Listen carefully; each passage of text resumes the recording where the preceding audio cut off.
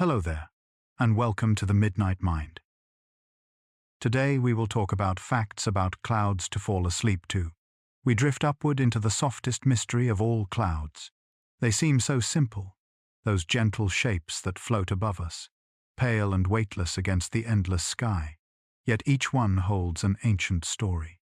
The cloud passing overhead right now may carry water that once fell as snow on mountain peaks, evaporated from tropical seas, or drifted as mist through forests that vanished millennia ago. Clouds are not merely decorations in the atmosphere. They are sculptors of climate, carriers of life, and painters of the sky's endless canvas. They move with grace, transform without effort, and disappear as quietly as they arrive. If you enjoy these quiet journeys, I invite you to like, subscribe, or share a thought below.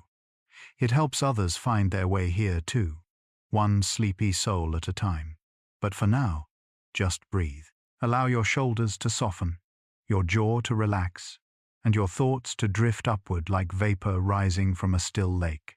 Let yourself float gently into sleep as we explore the peaceful science of clouds.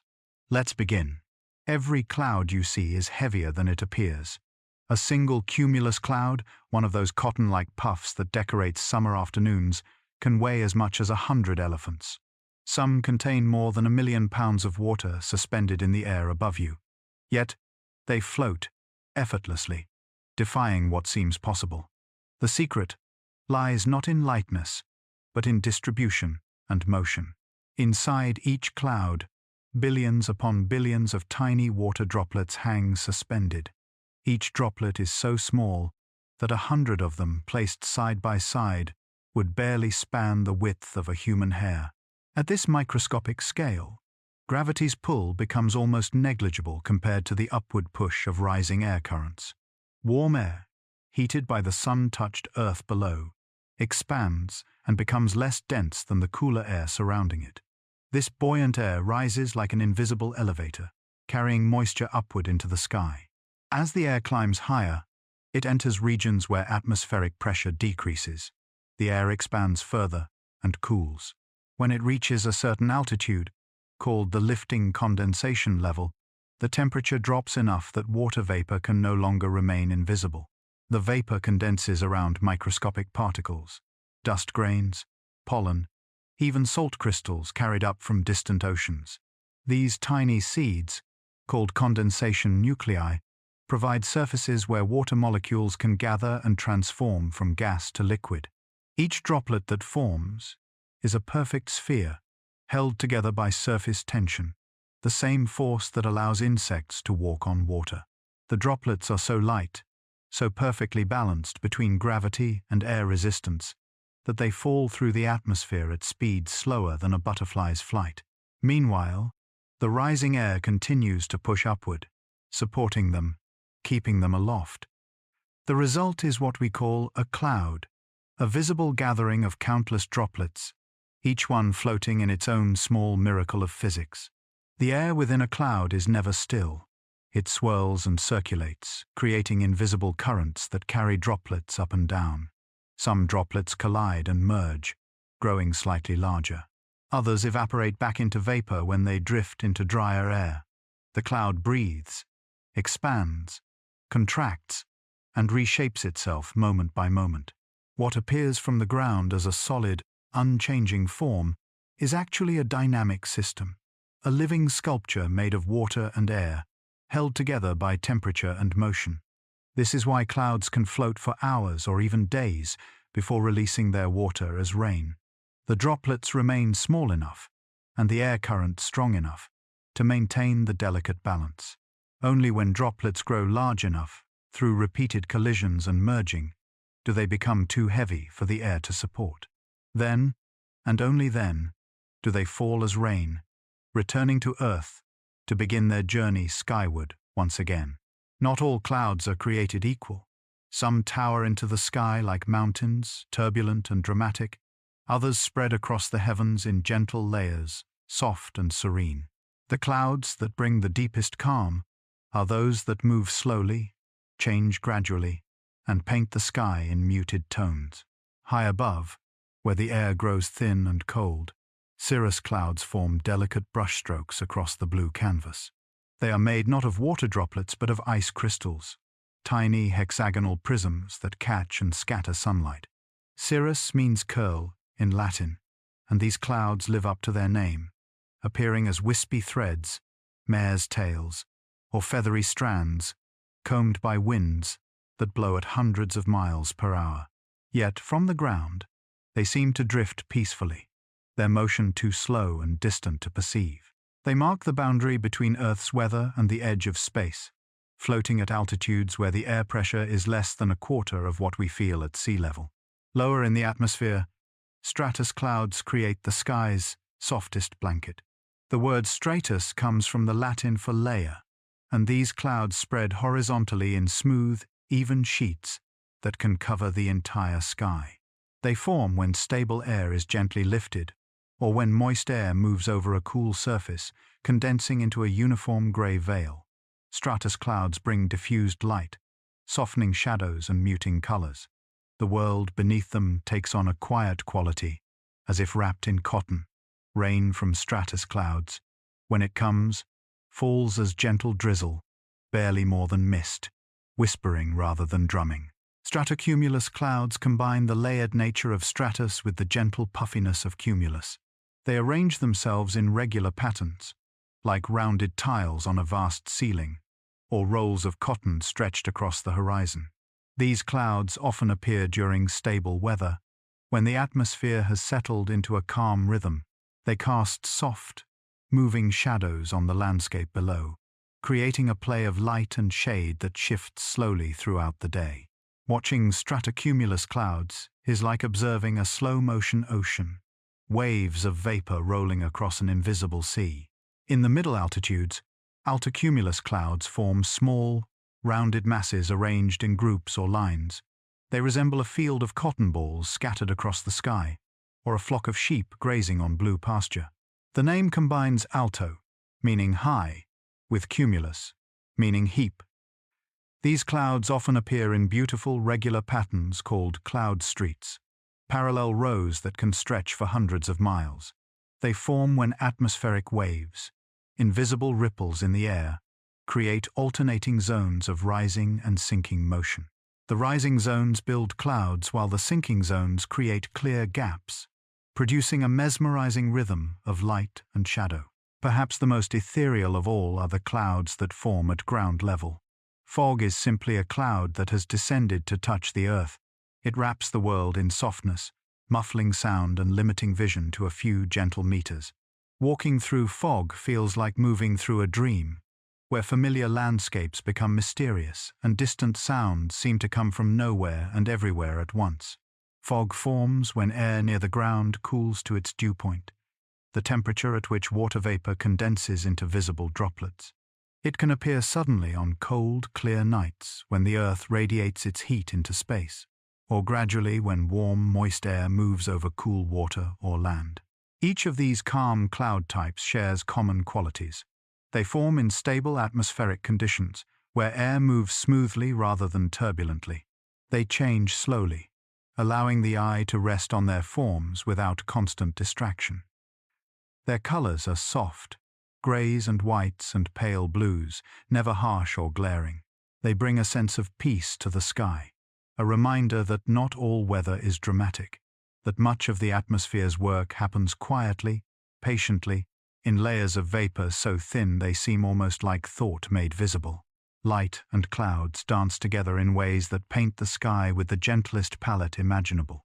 The colors we see in clouds are not inherent to the water itself, but arise from how droplets and ice crystals interact with sunlight, bending and scattering its rays in patterns that shift with angle and time.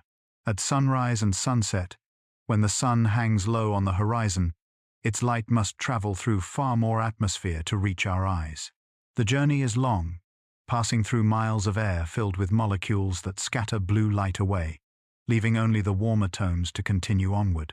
Red, orange, pink, and gold survive this passage, and when they strike the underside of clouds, they transform ordinary vapor into luminous art. The bottoms of clouds glow with coral and rose, while their tops may still catch pure white light from the sun's direct rays. The contrast creates depth and dimension, turning flat sheets of water into three-dimensional sculptures of color. These colors change minute by minute as the sun's angle shifts. What begins as pale yellow deepens to amber, then to salmon pink, then to deep crimson before fading to purple, and finally to the soft blue-gray of twilight. Watching this progression is one of nature's most reliable meditations, a slow transformation that requires no effort to appreciate, only presence and patience. The colors never repeat exactly. Each sunset and sunrise is unique, shaped by the particular distribution of clouds, the amount of moisture in the air, and the presence of dust or particles that alter how light scatters. Sometimes, when conditions align perfectly, the moon creates its own gentle light show. A lunar halo appears when moonlight passes through thin cirrus clouds made of ice crystals.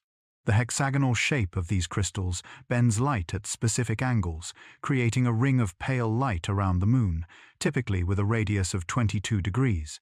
The halo glows softly white, sometimes with a faint hint of color at its inner edge, red nearest the moon, and blue farther out. This phenomenon has inspired countless myths and weather predictions. Some cultures believed a ring around the moon foretold rain, and they were often correct, since the high, thin clouds that create halos frequently precede approaching storm systems. Even more rare and delicate is cloud iridescence, a phenomenon that occurs in thin clouds near the sun or moon. When droplets in the cloud are all roughly the same size, they diffract light in ways that separate it into pastel colors, greens and pinks and purples that shimmer like oil on water. The effect is subtle and easily missed, requiring the observer to look away from the direct glare of the sun, perhaps shielding their eyes with a hand or building. The colors seem to float within the cloud, ethereal and dreamlike, as if the sky itself were remembering a rainbow. Crepuscular rays offer another form of quiet beauty. These are the beams of sunlight that fan out from behind clouds, creating visible shafts of light and shadow that stretch across the sky. They appear when the sun is low and clouds partially block its light, allowing some rays to pass through gaps while others are absorbed. The beams seem to radiate from a single point, though this is an illusion of perspective. In reality, the rays are parallel, but they appear to converge just as railroad tracks seem to meet at the horizon. The name comes from crepusculum, Latin for twilight, the time when these rays are most visible. They create a cathedral-like quality in the sky, columns of light descending from heaven, inspiring awe and calm in equal measure. On rare summer nights in polar regions, the highest clouds of all become visible. Noctilucent clouds form at the edge of space, more than 50 miles above the Earth's surface, far higher than any weather. They are made of ice crystals so fine they can only be seen when the sun has set below the horizon, but still illuminates these extreme altitudes. They glow with an electric blue light, silver-edged and ghostly, rippling in waves across the twilight sky. These clouds are so high that they catch sunlight long after sunset, shining in the darkness like memories of day. Seeing them requires patience and luck, but those who witness noctilucent clouds describe the experience as otherworldly, a glimpse of something that belongs more to space than to Earth. Clouds move at the pace of dreams, slow enough to seem almost still, yet always in motion.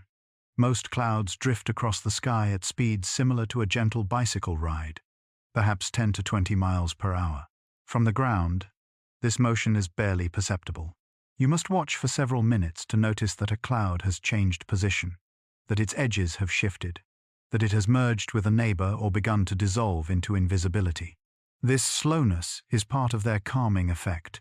In a world of rapid change and constant stimulation, clouds offer a different rhythm. They remind us that not everything moves at the speed of thought or technology. Some processes unfold at their own pace, unhurried and inevitable. Watching clouds teaches patience without instruction, meditation without effort. Some clouds barely seem to move at all. Lenticular clouds, named for their lens-like shape, form in the lee of mountains when stable, moist air flows over a peak and creates standing waves in the atmosphere. These waves remain stationary relative to the ground, even as air flows through them. As air rises into the wave's crest, it cools and condenses into a cloud. As it descends into the trough, it warms and evaporates. The result is a cloud that appears to hover in one place, often for hours, smooth and lens-shaped, sometimes stacked in layers like a pile of plates. The cloud does not move, but the air within it flows constantly, entering on one side and leaving on the other, a river of wind made visible. Wave clouds in general create mesmerizing patterns. When stable layers of air flow over uneven terrain or encounter other atmospheric disturbances, they can develop regular ripples, like water flowing over a shallow streambed. These ripples become visible as parallel bands of clouds separated by clear air, creating a corrugated appearance across the sky. The waves can extend for hundreds of miles, their regular spacing and smooth curves producing a hypnotic visual rhythm. Pilots flying through these regions feel the gentle rise and fall of the wave motion, a slow roller coaster ride through invisible architecture.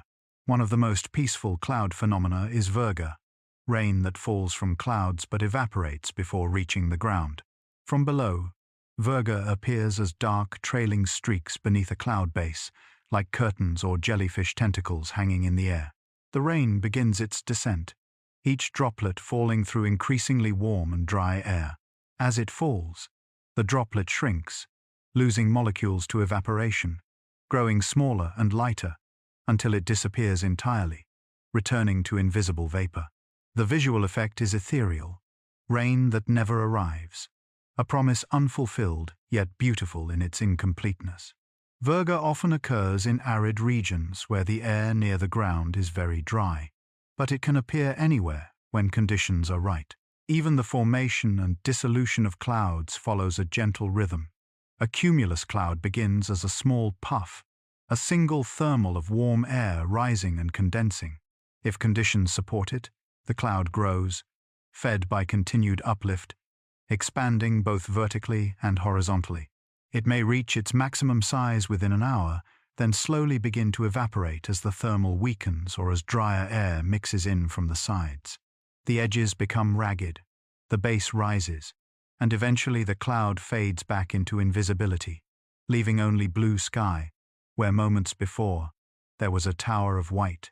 This entire life cycle, from birth to dissolution, happens in slow motion, a meditation on impermanence and change.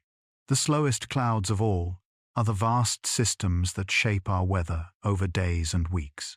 High-pressure systems bring stable, fair weather and often create persistent layers of clouds that change little from day to day. These systems rotate slowly, clockwise in the northern hemisphere and counterclockwise in the southern, driven by the Coriolis effect, the subtle influence of Earth's rotation. From space, these cloud patterns appear as vast spirals, hundreds or thousands of miles across, turning with majestic slowness, completing one rotation over several days. To live beneath such a system is to experience weather at its most stable and predictable, where each day resembles the last, and the sky maintains a consistent character. There is something deeply calming about the scale and precision of clouds, the way they operate according to mathematical principles that govern their every aspect. These numbers are not cold or abstract, but rather reveal the elegant order underlying apparent chaos. At any given moment, approximately 2/3 of Earth's surface lies beneath clouds. This proportion remains remarkably stable over time, a planetary average that shifts only slightly with seasons and climate patterns. It means that right now, as you listen to these words, billions of people across the world share your sky, some seeing clouds, some seeing clear blue, but all connected by the same atmosphere, the same cycle of evaporation and condensation that has operated for billions of years. The droplets that make up clouds are almost impossibly small. A typical cloud droplet measures about 20 micrometers in diameter, roughly 1/50th the width of a human hair. To put this in perspective, if you could line up droplets side by side, you would need 5,000 of them to span a single inch.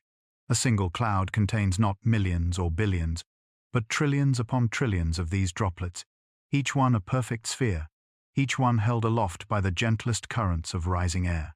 For a droplet to grow large enough to fall as rain, it must increase its size by a factor of roughly 100. This happens through collision and coalescence, as droplets bump into each other and merge. In warm clouds, this process can take 30 minutes to an hour. In cold clouds, where ice crystals grow at the expense of liquid droplets, the process may be faster. But always, there is a waiting period, a time when the cloud holds its water, suspended and patient, before releasing it back to Earth. Clouds live brief lives by human standards, though their existence spans far longer than a single breath or heartbeat. A small cumulus cloud might last only 15 to 30 minutes, forming, growing, and dissipating in the time it takes to drink a cup of tea. Larger clouds can persist for hours, and the vast cloud systems associated with weather fronts may maintain their identity for days as they drift across continents. Yet even the longest-lived cloud is temporary, a temporary gathering of water molecules that will soon separate and rejoin the invisible atmosphere. The altitude at which clouds form follows predictable patterns based on temperature and moisture. Low clouds, including stratus and stratocumulus, typically form below 6,500 feet in the portion of atmosphere where we live and breathe. Middle clouds, such as altocumulus and altostratus, occupy the range from 6,500 to 20,000 feet.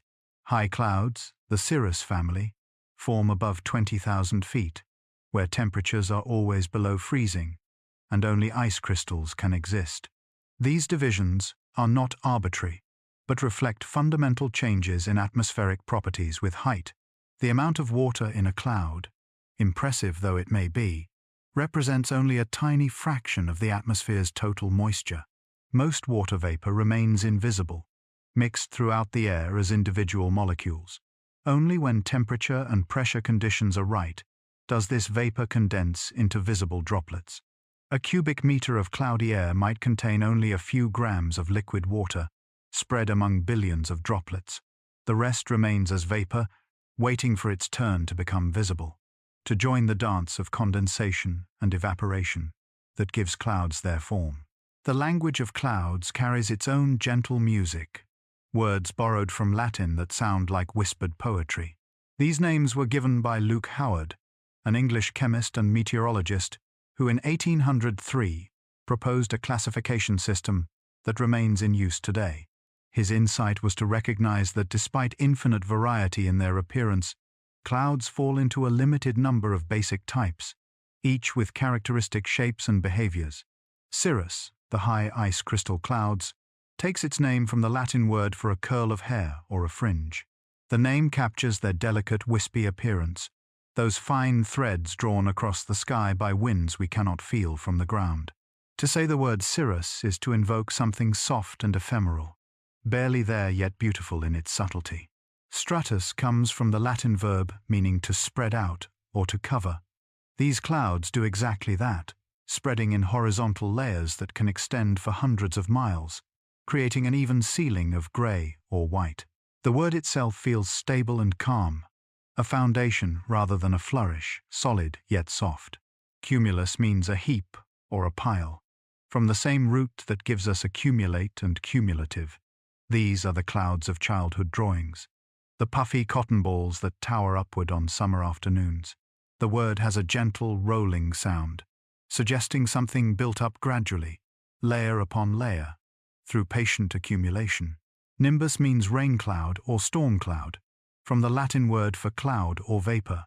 It appears as a modifier in nimbostratus and cumulonimbus, indicating that these clouds are actively producing precipitation.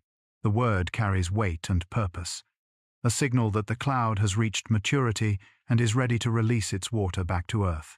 These basic terms combine to create the full taxonomy of clouds. Cirrostratus describes high, sheet-like clouds made of ice. Cirrocumulus refers to high clouds with a puffy or rippled appearance. Altostratus and altocumulus occupy the middle levels, while stratocumulus combines the layered and heaped characteristics. Cumulonimbus, the towering thunderstorm cloud, joins the accumulated heap with the rain-bringing nimbus, describing clouds that can reach from near the ground to the top of the troposphere. True mountains of vapor and ice. There is something soothing about this naming system, the way it brings order to the sky's chaos. When you can name a cloud, you feel a connection to it, a sense that you understand something of its nature and behavior.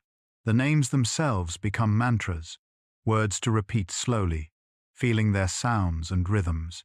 Cirrus, stratus, cumulus, nimbus, each one a small poem, a compressed description of form and function, beauty and purpose. There is scientific reason why watching clouds induces such profound relaxation. The human brain evolved in natural environments where patterns, rhythms, and gentle movements signaled safety and abundance. Clouds embody these qualities perfectly, offering the mind a focus that is engaging without being demanding, complex without being overwhelming. The fractal nature of clouds plays a significant role in their calming effect. Fractals are patterns that repeat at different scales, where each small part resembles the whole. Cloud edges display this property beautifully. Zoom in on a cloud's boundary, and you see the same irregular, branching pattern that appears when viewing the entire cloud. This self-similarity at multiple scales creates visual interest that never becomes boring, because there is always another level of detail to discover, yet the pattern remains fundamentally the same.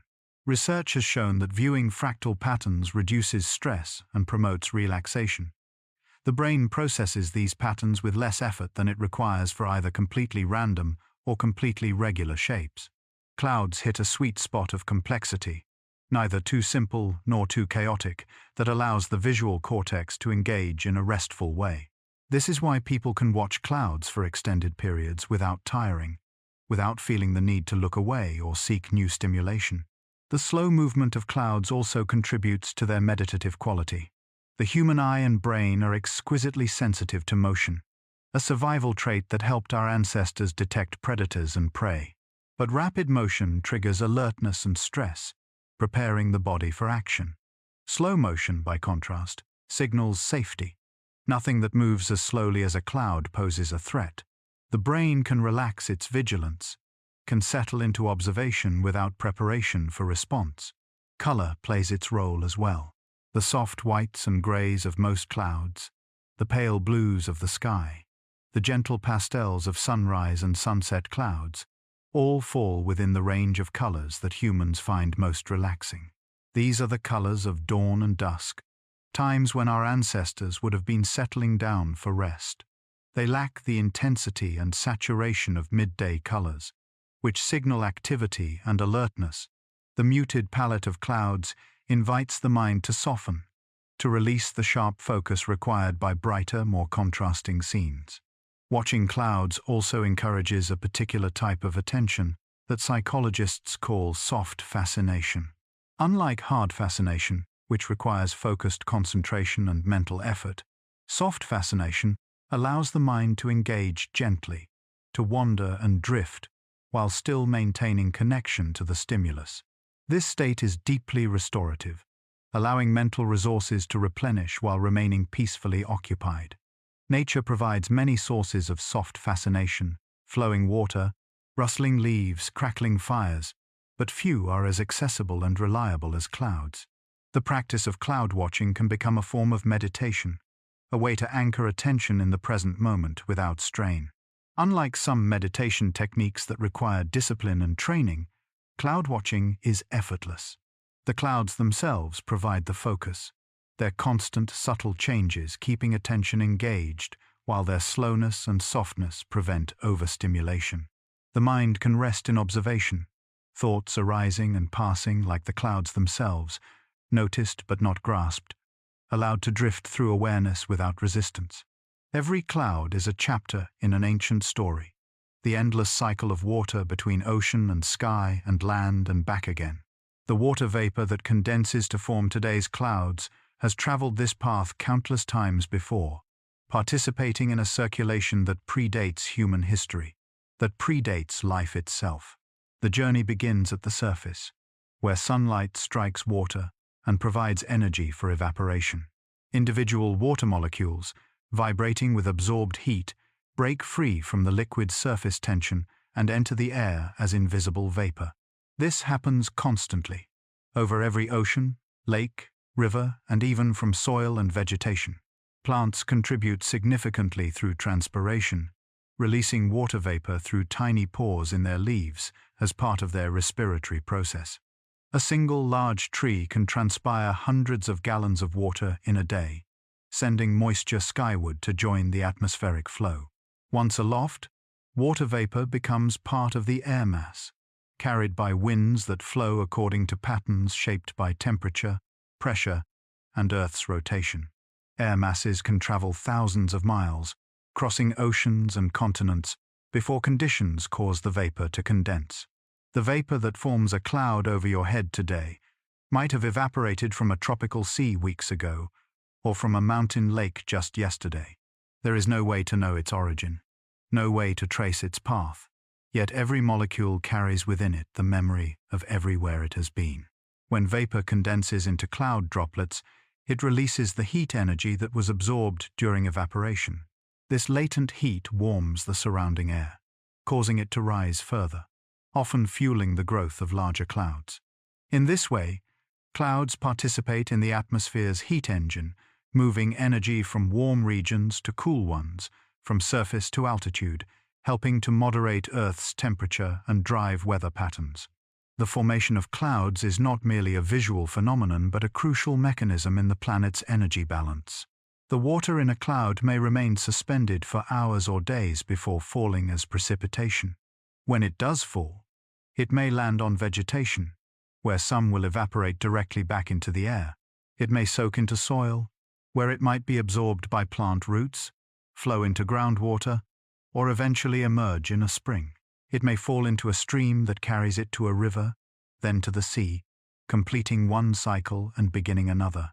Or it may fall as snow, remaining frozen for months, years, or even millennia in a glacier before melting and continuing its journey. The average water molecule spends about 9 days in the atmosphere before falling as precipitation. But this is only an average. Some molecules condense and fall within hours, while others might remain aloft for weeks, caught in persistent weather systems, or carried into the upper atmosphere where they can travel great distances. Once on the ground, water's residence time varies even more dramatically. Groundwater might remain underground for thousands of years before emerging. Water in the deep ocean can circulate for centuries, before returning to the surface where it might evaporate again. This cycling connects every part of the planet in an intricate web of exchange. The rain that falls on your garden may have been part of an Antarctic iceberg 100 years ago, or evaporated from the Amazon rainforest last month. The cloud you see today might carry water that will fall as snow in the mountains, melt in spring, flow through rivers where it nourishes fish and forests, and eventually return to the sea where it began. Every cloud is both ancient and new, carrying water that has existed since Earth's formation, yet arranging it in patterns that have never appeared before and will never repeat exactly. When darkness falls, clouds do not disappear but transform, becoming softer presences in the night sky. Moonlight replaces sunlight, painting clouds in shades of silver, grey, and deep blue. The effect is gentler than daylight, more mysterious, inviting the imagination to wander while the eyes rest on subtle forms. A full moon can illuminate clouds almost as clearly as daylight, though without color. The clouds glow pale against the darker sky, their edges softened by the diffused light. Thin clouds create a veil through which the moon shines hazily, its disk enlarged and softened. Thicker clouds may obscure the moon entirely, but even then, they glow from within, backlit by lunar radiance that cannot quite break through but refuses to be completely hidden. When the moon is less than full, or when it has set, clouds become dark shapes against a slightly lighter sky. The eye can still detect them, not by direct vision, but by the way they obscure stars. Where stars shine clearly, the sky is open. Where they vanish, clouds have moved between us and the cosmos. Watching these dark clouds drift across the stellar field creates a sense of depth and motion. a reminder that the sky is not a flat dome but a three-dimensional space through which layers of air and water move at different speeds and directions. Sometimes, city lights or distant lightning illuminate clouds from below, creating a phenomenon called cloud-to-ground reflection. The clouds act as screens, catching and scattering light that would otherwise escape into space. This can create beautiful effects, soft glows of orange or pink or blue that pulse and shift as the light sources change. In areas far from artificial light, the Milky Way itself can cast faint illumination, enough that very high, thin clouds catch and reflect its glow, creating the faintest suggestion of structure in the darkness. This upward lighting creates an entirely different character than the familiar sunlight from above. When city lights shine upward, they paint the cloud bottoms with warm hues, oranges from sodium vapor lamps, bluish whites from LED streetlights, and sometimes the flickering amber of older bulbs. Each city has its own color signature, its own way of painting the night sky. The clouds become canvases for human civilization, reflecting back our presence even when we cannot see the sources of light directly. Lightning creates the most dramatic form of upward illumination. When a bolt strikes within a cloud or between clouds, the entire mass lights up from within, glowing like a lantern for a fraction of a second. This is called sheet lightning when viewed from a distance. Though it is simply regular lightning hidden behind clouds, the effect is magical. A sudden burst of brilliance that reveals cloud structure invisible moments before, then plunges everything back into darkness. Sometimes these flashes occur in rapid succession, creating a strobing effect that makes clouds appear to pulse within a life. The physics behind this reflection is straightforward yet beautiful. Light travels in straight lines until it encounters matter. When photons from ground-based sources strike the tiny water droplets or ice crystals in a cloud, some are absorbed, but many are scattered in new directions. This scattering sends light back toward the ground, and also sideways through the cloud, creating a diffuse glow. The color we see depends on the wavelength of the original light and how far it has traveled through the cloud. Shorter wavelengths like blue scatter more easily, while longer wavelengths like red and orange penetrate further before scattering. In wilderness areas far from any human light, the night sky reveals its own subtle illumination. The combined light of billions of stars in our galaxy creates a faint glow called air glow, though most of what we perceive as the Milky Way's light is starlight that has traveled vast distances to reach us. High-altitude clouds, particularly cirrus made of ice crystals, can catch this starlight and reflect it downward. The effect is extremely subtle, visible only when eyes have fully adapted to darkness, requiring 20 minutes or more without any bright light exposure. But once seen, it reveals that even the darkest night is not truly dark, that light persists in whispers and suggestions, painting the sky in shades of deep blue and gray that the eye can barely distinguish. The transition from day to night brings its own cloud beauty. As the sun sets, the clouds that still catch its light glow brilliantly, while the sky around them darkens. For a brief period, the contrast is stunning, bright clouds against deep blue or purple sky. Then, as the sun sinks further below the horizon, the illumination fades from the clouds' undersides, moving upward until only the very highest clouds still glow. These last to lose the light are often cirrus, ice crystals so high they remain sunlit long after the ground has entered darkness. They shine like gossamer threads of gold against the deepening blue, then fade to gray and finally to invisibility as night completes its arrival.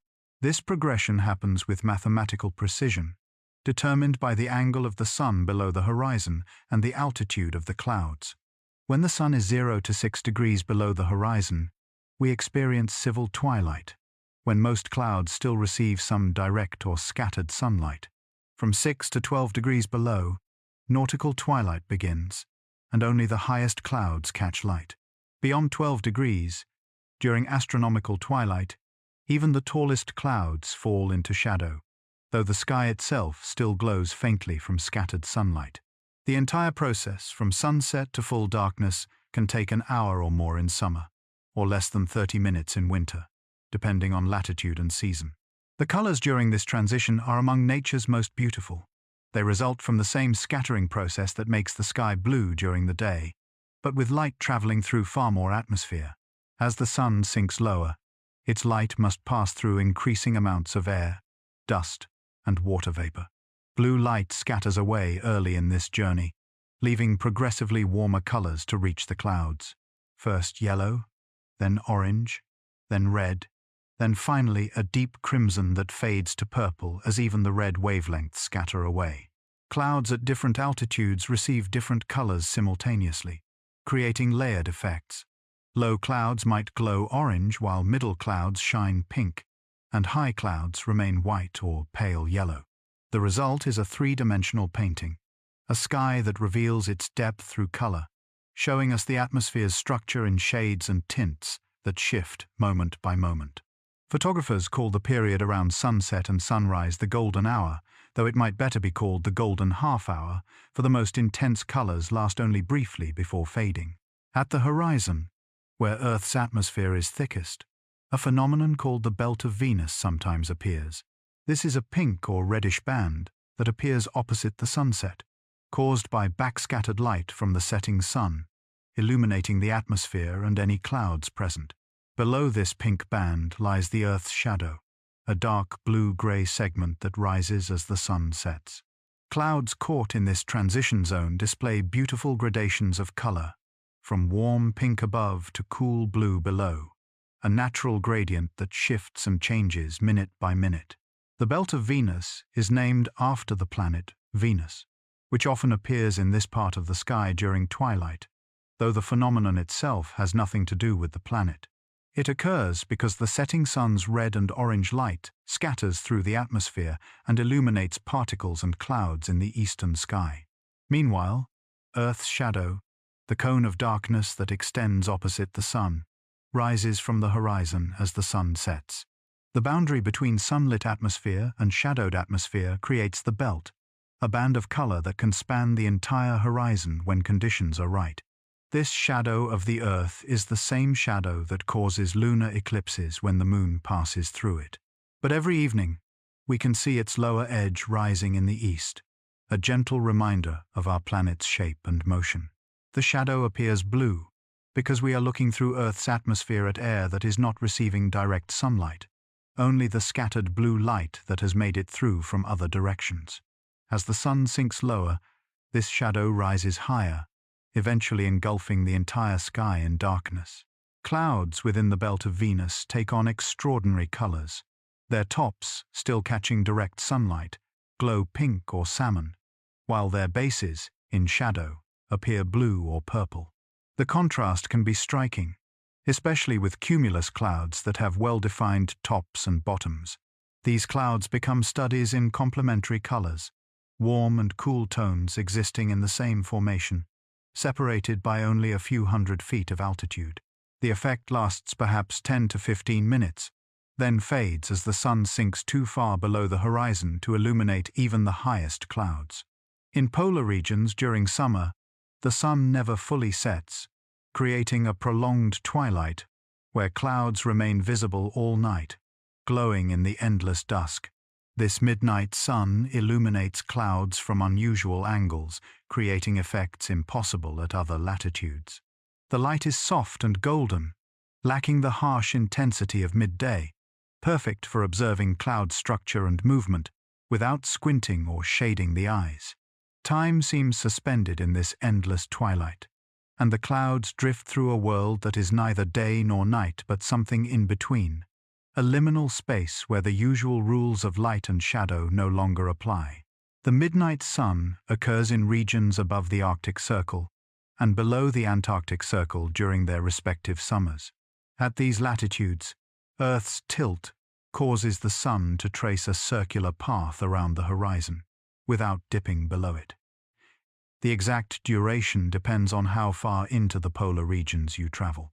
At the Arctic Circle itself, the sun remains above the horizon for just 1 day per year, at the summer solstice. Closer to the pole, the period extends, until at the North or South Pole itself, The sun remains continuously visible for 6 months. This continuous daylight creates unique atmospheric conditions. Without the cooling that normally comes with nighttime, temperatures remain relatively stable, and cloud formation follows different patterns than in regions with normal day-night cycles. The low angle of the sun means that clouds receive light from the side rather than from above, creating long shadows and emphasizing texture and structure. Photographers who visit polar regions during this time describe the light as dreamlike, soft and directional, perfect for capturing the subtle details of cloud formations. The psychological effect of endless daylight is profound. Humans evolved with a circadian rhythm tied to the day-night cycle, and disrupting this rhythm can cause disorientation and sleep difficulties. Yet many people report that after an adjustment period, the midnight sun creates a sense of timelessness, where hours blur together and the usual urgency of daylight fades. Activities can continue at any hour, and the distinction between work time and rest time becomes fluid. For cloud watching, it offers the gift of patience, the ability to observe formations for hours without the interruption of darkness, to see how they evolve and change under constant but shifting light. In winter, these same polar regions experience the opposite phenomenon, polar night, when the sun remains below the horizon for extended periods. During this time, clouds are visible only by starlight, moonlight, or the aurora borealis. The aurora, caused by solar particles interacting with Earth's magnetic field and atmosphere, can illuminate clouds with shifting curtains of green, red, and purple light. Clouds seen by aurora light take on otherworldly colors. They're normally white or gray surfaces tinted with the colors of the aurora, creating scenes that seem more like fantasy than reality. And so we return to where we began, floating in the soft space between earth and sky, between waking and sleep.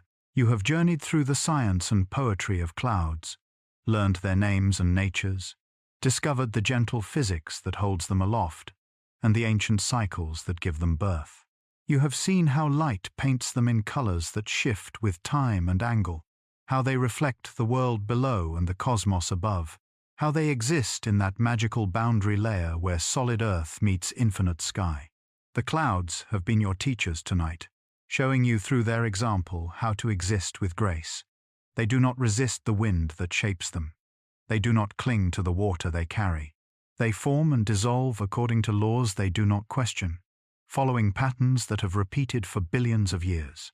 There is wisdom in this acceptance, in this flowing with, rather than against, the forces that move through our lives.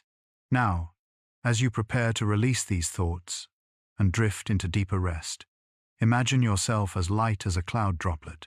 Feel the weight of your body softening into the surface beneath you, supported as completely as water is supported by rising air. Your breath becomes the wind that shapes clouds, slow and steady, in and out. Each cycle a small circulation that mirrors the great cycles of the atmosphere. There is no effort in this breathing, no forcing or controlling. The breath comes and goes of its own accord, just as air currents rise and fall without conscious direction. Notice how your body has its own temperature, its own small climate. Warmth rises from your core toward your skin, just as warm air rises from Earth's surface. Your skin breathes, releasing moisture in tiny amounts, participating in the same evaporation process that feeds clouds. You are not separate from the atmosphere but part of it, exchanging molecules with every breath, contributing your own small portion to the vast circulation that wraps around the planet. Visualize a single cloud, perhaps a small cumulus, white and round against a pale blue sky. Watch it drift slowly from left to right, or right to left. The direction doesn't matter. Notice how its edges are soft, how it changes shape almost imperceptibly, growing slightly here, dissolving slightly there. Let your thoughts become like this cloud, present but not solid, changing but not disappearing, floating through the space of your awareness without effort or intention. This cloud, you are imagining, has its own story.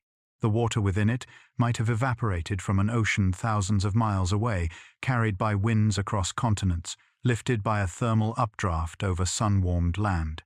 It has been vapor invisible and free, then condensed into visibility, taking form around a speck of dust or salt. It will remain a cloud for a time, perhaps an hour, perhaps a day, then it will dissolve or fall as rain, continuing its journey.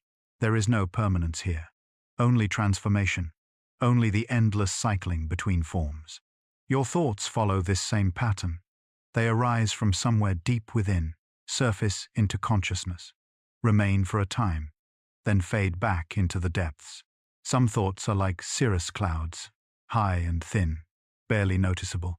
Others are like cumulus, substantial and attention-grabbing. Still, others are like stratus, spreading across your entire awareness, coloring everything with a particular mood or feeling. But all of them, without exception, are temporary. All of them will pass, making room for new thoughts, new clouds in the sky of your mind. Take 3 slow breaths now. Breathe in for a count of 4, feeling the air fill your lungs like moisture filling a cloud. Hold for a moment at the top, suspended, weightless, like a droplet floating in still air. Then breathe out for a count of 6, longer than the inhale, releasing everything you no longer need. Let each exhale carry away tension, worry, the need to understand or control. With each breath, you become lighter, softer, more like vapor than solid matter. The first breath releases physical tension. Feel it drain from your shoulders, your jaw, your hands. These muscles have been working all day, holding your body upright, moving you through space. Now they can rest, can soften, can return to their natural state of relaxed readiness. The cloud does not work to float. It simply is, held aloft by forces beyond itself.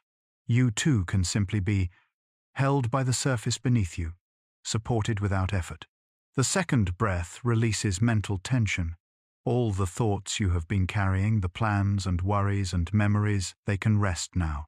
They will still be there tomorrow if you need them, but for this moment, they can dissolve like a cloud dissolving into clear air.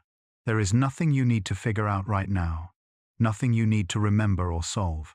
The night will hold these things for you, keeping them safe while you rest. The third breath releases emotional tension.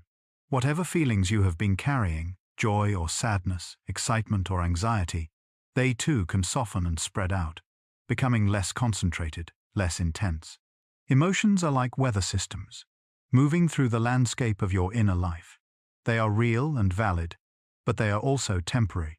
They will change, just as clouds change, just as weather changes. For now, let them be, neither pushing them away nor holding them close, simply acknowledging their presence as you would acknowledge a cloud passing overhead. Imagine now that the cloud you've been watching begins to dissolve. Its edges blur and fade, merging back into the invisible air from which it formed. The process is gentle, natural, requiring no effort. The cloud doesn't struggle or resist. It simply returns to formlessness, becoming once again part of the endless cycle. Let your own thoughts follow this pattern, forming and dissolving, appearing and disappearing, each one released as easily as vapor evaporating into a warm breeze. This dissolution happens at the molecular level. Individual water droplets at the cloud's edge begin to evaporate, their molecules absorbing enough heat energy to break free from the liquid state and return to vapor. As they evaporate, the cloud's boundary retreats inward. More droplets evaporate, and the process continues, accelerating as the cloud shrinks and more of its surface area is exposed to dry air. Within minutes, a cloud that seemed solid and permanent has vanished completely, leaving only clear sky. But the water has not disappeared. It has only changed form, becoming invisible again, mixing with the air, ready to condense once more when conditions are right. This is the essential lesson of clouds, that nothing truly ends, only transforms. The water that was a cloud will be a cloud again, perhaps tomorrow, perhaps next week, perhaps on the other side of the world. It will fall as rain and rise as vapor and form into clouds again and again, forever cycling through the atmosphere. Your thoughts and feelings follow this same pattern of transformation. A thought that seems overwhelming in this moment will fade and be replaced by another. A feeling that seems permanent will shift and change. Nothing in consciousness is static. Everything flows, everything moves, everything transforms. This is not a problem to be solved, but a truth to be accepted, even celebrated. The flowing nature of mind is what allows growth, learning, and healing. If thoughts were permanent, we would be trapped forever in single moments. Instead, we flow like water through clouds, constantly changing, constantly becoming something new. The sky is clear now in your mind's eye, not empty, but full of potential, full of invisible moisture that will someday form new clouds, new patterns, new beauty. You rest in this clear space, this open awareness, neither asleep nor awake, but drifting peacefully between states, like twilight between day and night, like a cloud between water and air. This clear space is your natural state, the background against which all thoughts and feelings arise. It is always there, even when clouds fill the sky, even when storms rage. Just as the blue sky exists, even when hidden by clouds, this clear awareness exists even when obscured by thoughts and emotions. You need not create it or achieve it. You need only recognize it, rest in it, allow yourself to be held by it. In this space, there is no pressure to be anything other than what you are. There is no need to improve or change or become. You are like the sky itself, vast and accommodating, able to hold any weather without being damaged or diminished. Clouds come and go, storms arise and pass, but the sky remains, unchanged and unchanging. Your awareness is like this, spacious enough to contain any experience, stable enough to weather any storm. If thoughts arise, let them. They are simply weather passing through the sky of your mind. You need not follow them or push them away. Notice them as you would notice a distant cloud. Acknowledge their presence and let them drift on. Your attention remains with your breath, with the gentle rise and fall of your chest, with the soft darkness behind your closed eyelids. Some thoughts will be pleasant, like fair-weather cumulus clouds on a summer day. You might notice these and smile, enjoying them briefly before letting them pass. Other thoughts will be less pleasant, like dark storm clouds on the horizon. You might notice these and feel a moment of tension or worry. This, too, is natural. Acknowledge the feeling, recognize it as temporary, and let it pass. The storm cloud will move on, just as all clouds move on, making room for clear sky once again. The key is not to grasp at pleasant thoughts or push away unpleasant ones. Both responses create tension, create the illusion that you are separate from your experience, that you must control what arises in consciousness. But you are not separate from your experience. You are the space in which experience occurs, the sky in which clouds form and dissolve. From this perspective, all thoughts and feelings are equally welcome, equally temporary, equally part of the natural flow of consciousness. The clouds have taught you their secret. They exist without effort, floating on currents they do not create, changing without resistance, releasing what they carry when the time is right. You too can exist this way, held by forces larger than yourself, shaped by rhythms you need not control, free to dissolve into rest and reform in morning light. This is perhaps the deepest wisdom clouds offer, the teaching of effortless existence. Clouds do not try to be clouds. They do not worry about their shape or size or duration. They do not compare themselves to other clouds or wish they were different. They simply are, moment by moment, responding to conditions, following natural laws, existing without self-consciousness or doubt. Imagine living this way, even for a moment. Imagine releasing the constant effort of trying to be someone, of maintaining an image, of controlling how others see you. Imagine simply being, responding naturally to whatever arises, trusting that you are exactly as you should be in this moment. This is not passivity or resignation. It is a profound acceptance of reality as it is, a recognition that you are part of a larger system, held and shaped by forces beyond your control, and that this is not a problem, but a gift. Think about how much energy you spend each day trying to appear a certain way. You choose words carefully, adjust your posture, manage your facial expressions, all to create an impression. You worry about what others think, whether they approve, whether they understand you correctly. This effort is exhausting, like swimming against a current that never stops flowing. It creates tension in your shoulders, tightness in your chest, a constant hum of anxiety that colors every interaction. Now imagine letting all of that go, just for this moment. Imagine that no one is watching, no one is judging, no one expects anything from you at all. You are alone with yourself, free from the need to perform or prove or protect. How would you breathe? How would your body settle? What would your face do if it didn't need to communicate anything to anyone? Most likely, you would soften. Your shoulders would drop away from your ears. Your jaw would unclench. Your breathing would deepen and slow, filling your belly rather than staying shallow in your chest. This is your natural state, the way your body wants to be when it's not working to maintain an appearance. This is how clouds exist in their natural form, shaped only by the air around them, not by any effort of their own. Children understand this instinctively.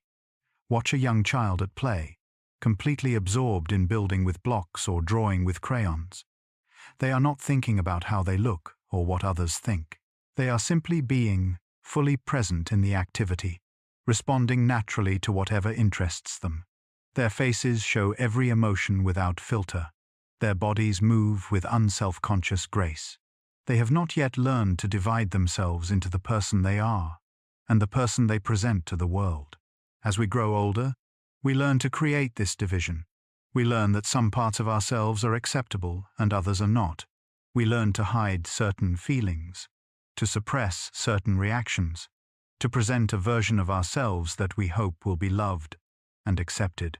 This learning is necessary in some ways, helping us navigate social situations and maintain relationships.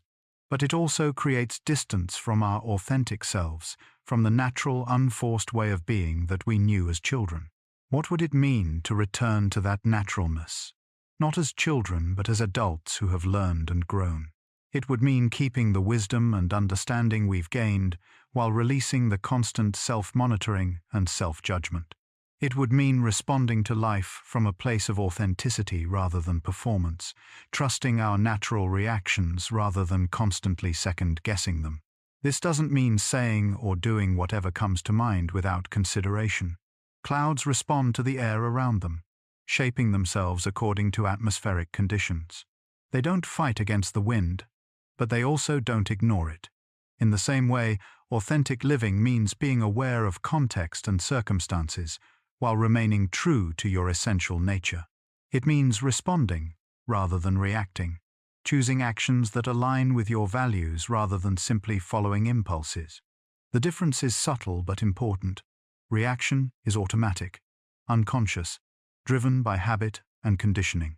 Response is conscious, aware, arising from a deeper place of understanding. When you release the effort of maintaining an image, you create space for genuine response. You can perceive situations more clearly because you're not filtering everything through the lens of how it affects your self-image. You can act more freely because you're not constantly calculating how your actions will be interpreted. To understand this difference more deeply, imagine someone says something that hurts your feelings. A reaction might be immediate anger, a sharp retort, or withdrawal into silence. These responses happen so quickly you barely notice them forming. They arise from old patterns perhaps learned in childhood when similar situations occurred. The anger might come from a parent's temper that you absorbed. The sharp words might echo things said to you long ago. The withdrawal might repeat a strategy that once protected you from further harm. These reactions are not chosen in the moment. They emerge automatically, like reflexes, bypassing conscious thought. Your body tenses before you realize you're upset. Words form in your mouth before you decide to speak them. You find yourself acting in ways you later regret, wondering why you responded that way, wishing you had done differently.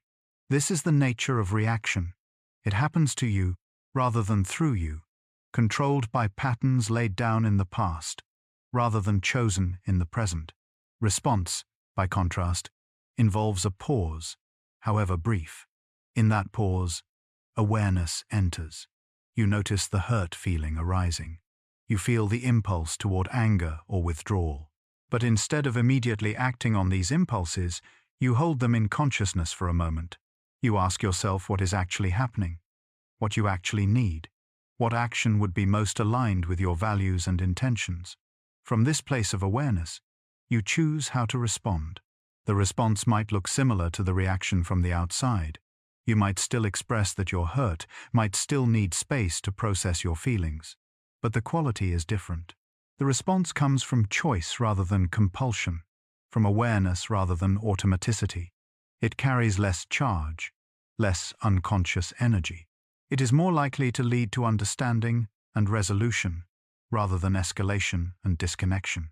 This capacity for response rather than reaction is one of the fundamental differences between humans and simpler organisms. A single-celled creature reacts to its environment with simple, automatic behaviors. It moves toward food, away from toxins, without any awareness or choice. As organisms become more complex, they develop greater capacity for response, for taking in information, processing it, and choosing action based on more sophisticated understanding. Humans have the greatest capacity for this kind of conscious response, yet we often don't use it. We fall into reactive patterns, operating on autopilot, letting old conditioning determine our behavior. This happens partly because reaction is easier and faster. It requires no effort, no attention, no energy. Response requires all of these things. It requires that we pause, that we bring awareness to the situation, that we consciously choose rather than automatically react. When you release the effort of maintaining an image, you create space for genuine response. This happens because so much of your mental energy usually goes towards self-monitoring and self-management. Part of your attention is always watching yourself, evaluating how you're coming across, adjusting your behavior to create the desired impression. This constant self-surveillance takes up bandwidth that could otherwise be used for awareness and response. Imagine your attention as a spotlight. When you're focused on maintaining an image, much of that spotlight shines inward, illuminating yourself, checking constantly to make sure you're presenting correctly. Only a portion of the light remains to shine outward on the situation itself. You're seeing the world through a narrow beam, missing much of what's actually happening because you're so focused on yourself. When you release this self-focus, the full spotlight becomes available. You can see situations more completely, noticing details you would have missed, perceiving nuances that were previously invisible. You can take in more information, understand contexts more fully, respond to what's actually present rather than to your assumptions or fears about what's present. You can perceive situations more clearly because you're not filtering everything through the lens of how it affects your self-image. This filtering is constant and usually unconscious. Every interaction, every piece of feedback, every outcome gets processed through the question of what it means about you. Does this make you look good or bad? Does it confirm or threaten your sense of yourself? Does it support or undermine the image you're trying to project? This filtering distorts perception. You see what you expect to see, what fits your existing beliefs about yourself and others. You miss information that doesn't fit your narrative. You interpret ambiguous situations in ways that confirm your fears or support your defenses. The result is that you're often responding not to reality but to your filtered, distorted version of reality. When you stop filtering through self-image, reality becomes clearer. You can see people as they actually are, rather than as threats or supports to your ego. You can hear feedback as information rather than as judgment. You can experience failure as a learning opportunity rather than as a reflection of your worth. The world becomes less about you and more about itself. And paradoxically, this allows you to engage with it more effectively. You can act more freely because you're not constantly calculating how your actions will be interpreted. This calculation is exhausting and limiting. Before speaking, you run through possible interpretations. Will this make me seem smart or stupid, confident or arrogant, friendly or desperate? The calculation slows you down, makes you second-guess yourself, often leads you to say nothing at all rather than risk saying the wrong thing. This constant calculation also makes your behavior stiff and artificial. People can sense when someone is performing rather than being genuine. They might not be able to articulate what feels off, but they feel it. The connection remains superficial because you're not really present. You're too busy managing your presentation to actually engage authentically. When you stop calculating, your behavior becomes more fluid and natural. Words come more easily because you're not screening them through multiple filters before speaking. Actions flow more smoothly because you're not constantly second-guessing yourself. You become more spontaneous, more alive, more genuinely yourself. And ironically, this authenticity usually creates better impressions than all your careful image management ever did. This way of being requires trust. Trust that you are fundamentally okay, that your natural responses are generally appropriate, that you don't need to constantly manage and control yourself to be acceptable. This trust is difficult for many people because we've been taught to be suspicious of our own nature, to believe that without constant vigilance we would behave badly or foolishly. The need for trust cannot be overstated. Without it, you cannot relax into authentic being. You remain perpetually on guard, monitoring and managing, never quite at ease. This vigilance is tiring, but more than that, it prevents genuine connection and spontaneous joy. You cannot fully experience life when you're always standing apart from it, watching yourself live rather than actually living.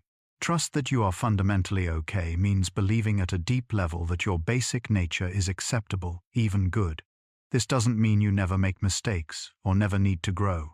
It means that your essential self, the core of who you are beneath all conditioning and defense, is worthy of existence and love. You don't need to earn your right to be here through perfect behavior or constant achievement. You belong simply because you are.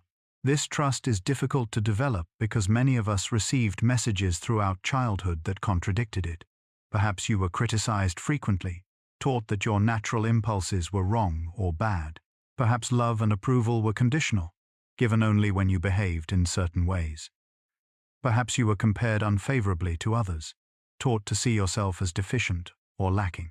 These messages, repeated over years, created deep doubt about your fundamental okayness. Even without overt criticism, the simple process of socialization teaches us to distrust our nature. We learn that some feelings are acceptable and others are not. We learn that certain behaviors are rewarded and others are punished. We learn to divide ourselves into acceptable and unacceptable parts, showing the former and hiding the latter. This division creates the belief that our true nature is somehow problematic, that we must constantly work to present an edited, improved version of ourselves. Trust that your natural responses are generally appropriate means believing that your instincts and impulses, while not infallible, are generally trustworthy guides. This doesn't mean every impulse should be acted on without consideration. It means that your gut reactions, your emotional responses, your spontaneous inclinations usually contain valuable information and generally point in useful directions.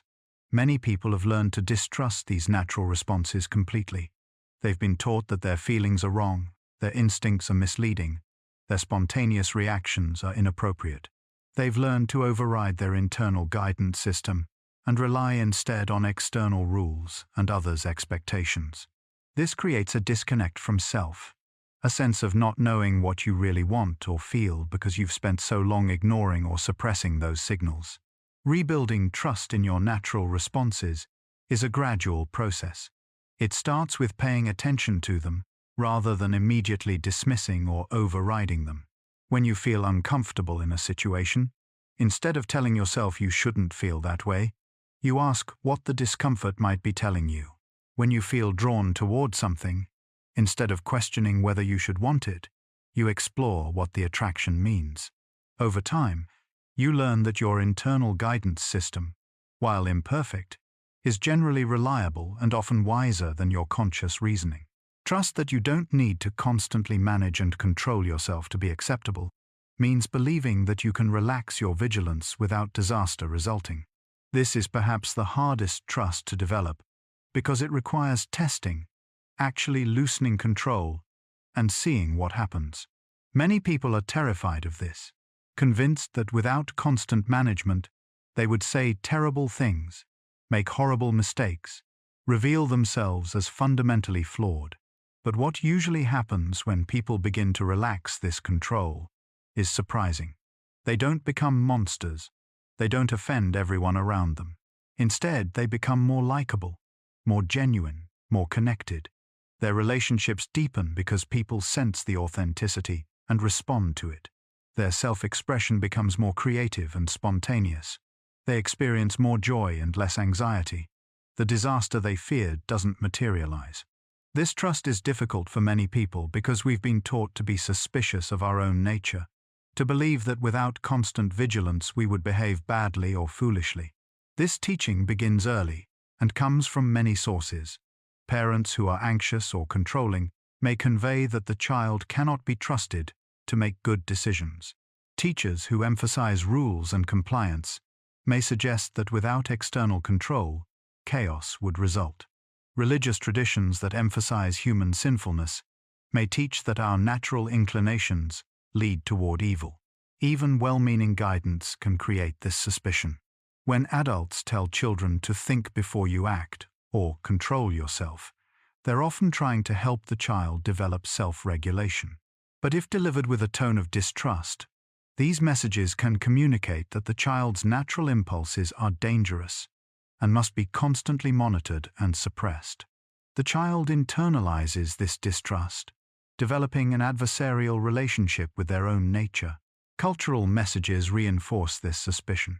Stories and movies often portray the conflict between civilization and savagery, reason and passion, control and chaos. The message is that our civilized, controlled self is good, and our natural, spontaneous self is dangerous. We must constantly work to suppress the latter and strengthen the former. This creates the exhausting project of self-management, the constant effort to be other than we naturally are. The belief that without constant vigilance we would behave badly or foolishly is rarely tested. Most people maintain their vigilance throughout their lives, never discovering whether it's actually necessary. They assume that the vigilance is what keeps them acceptable, never considering that they might be acceptable without it. The few times they do relax control, perhaps when drinking alcohol or in moments of extreme emotion, they may indeed behave in ways they later regret, which seems to confirm that constant control is necessary. But these moments of loss of control are different from the conscious relaxation of unnecessary vigilance. When control is lost rather than released, behavior can indeed become problematic. But when vigilance is consciously relaxed while awareness is maintained, behavior generally remains appropriate and often becomes more skillful. The difference is between unconscious reaction and conscious response, between being controlled by impulses and being guided by them. But observe clouds again. They never behave badly. They never make mistakes. They simply respond to conditions, forming and dissolving, moving and changing, always perfectly aligned with the natural laws that govern them. They don't worry about being the wrong shape or appearing at the wrong time. They exist with complete confidence in their own nature, not because they think about it, but because they have no capacity for self-doubt. Clouds offer a perfect example of natural being, of existence without self-consciousness or self-judgment.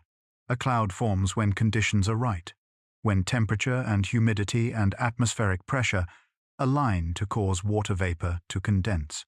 It doesn't question whether it should form, doesn't worry about whether it's forming correctly, doesn't compare itself to other clouds. It simply forms, naturally and inevitably, following physical laws that govern its behavior. The cloud never behaves badly because there is no standard of good and bad behavior for clouds. A cloud that brings rain is not better than one that doesn't.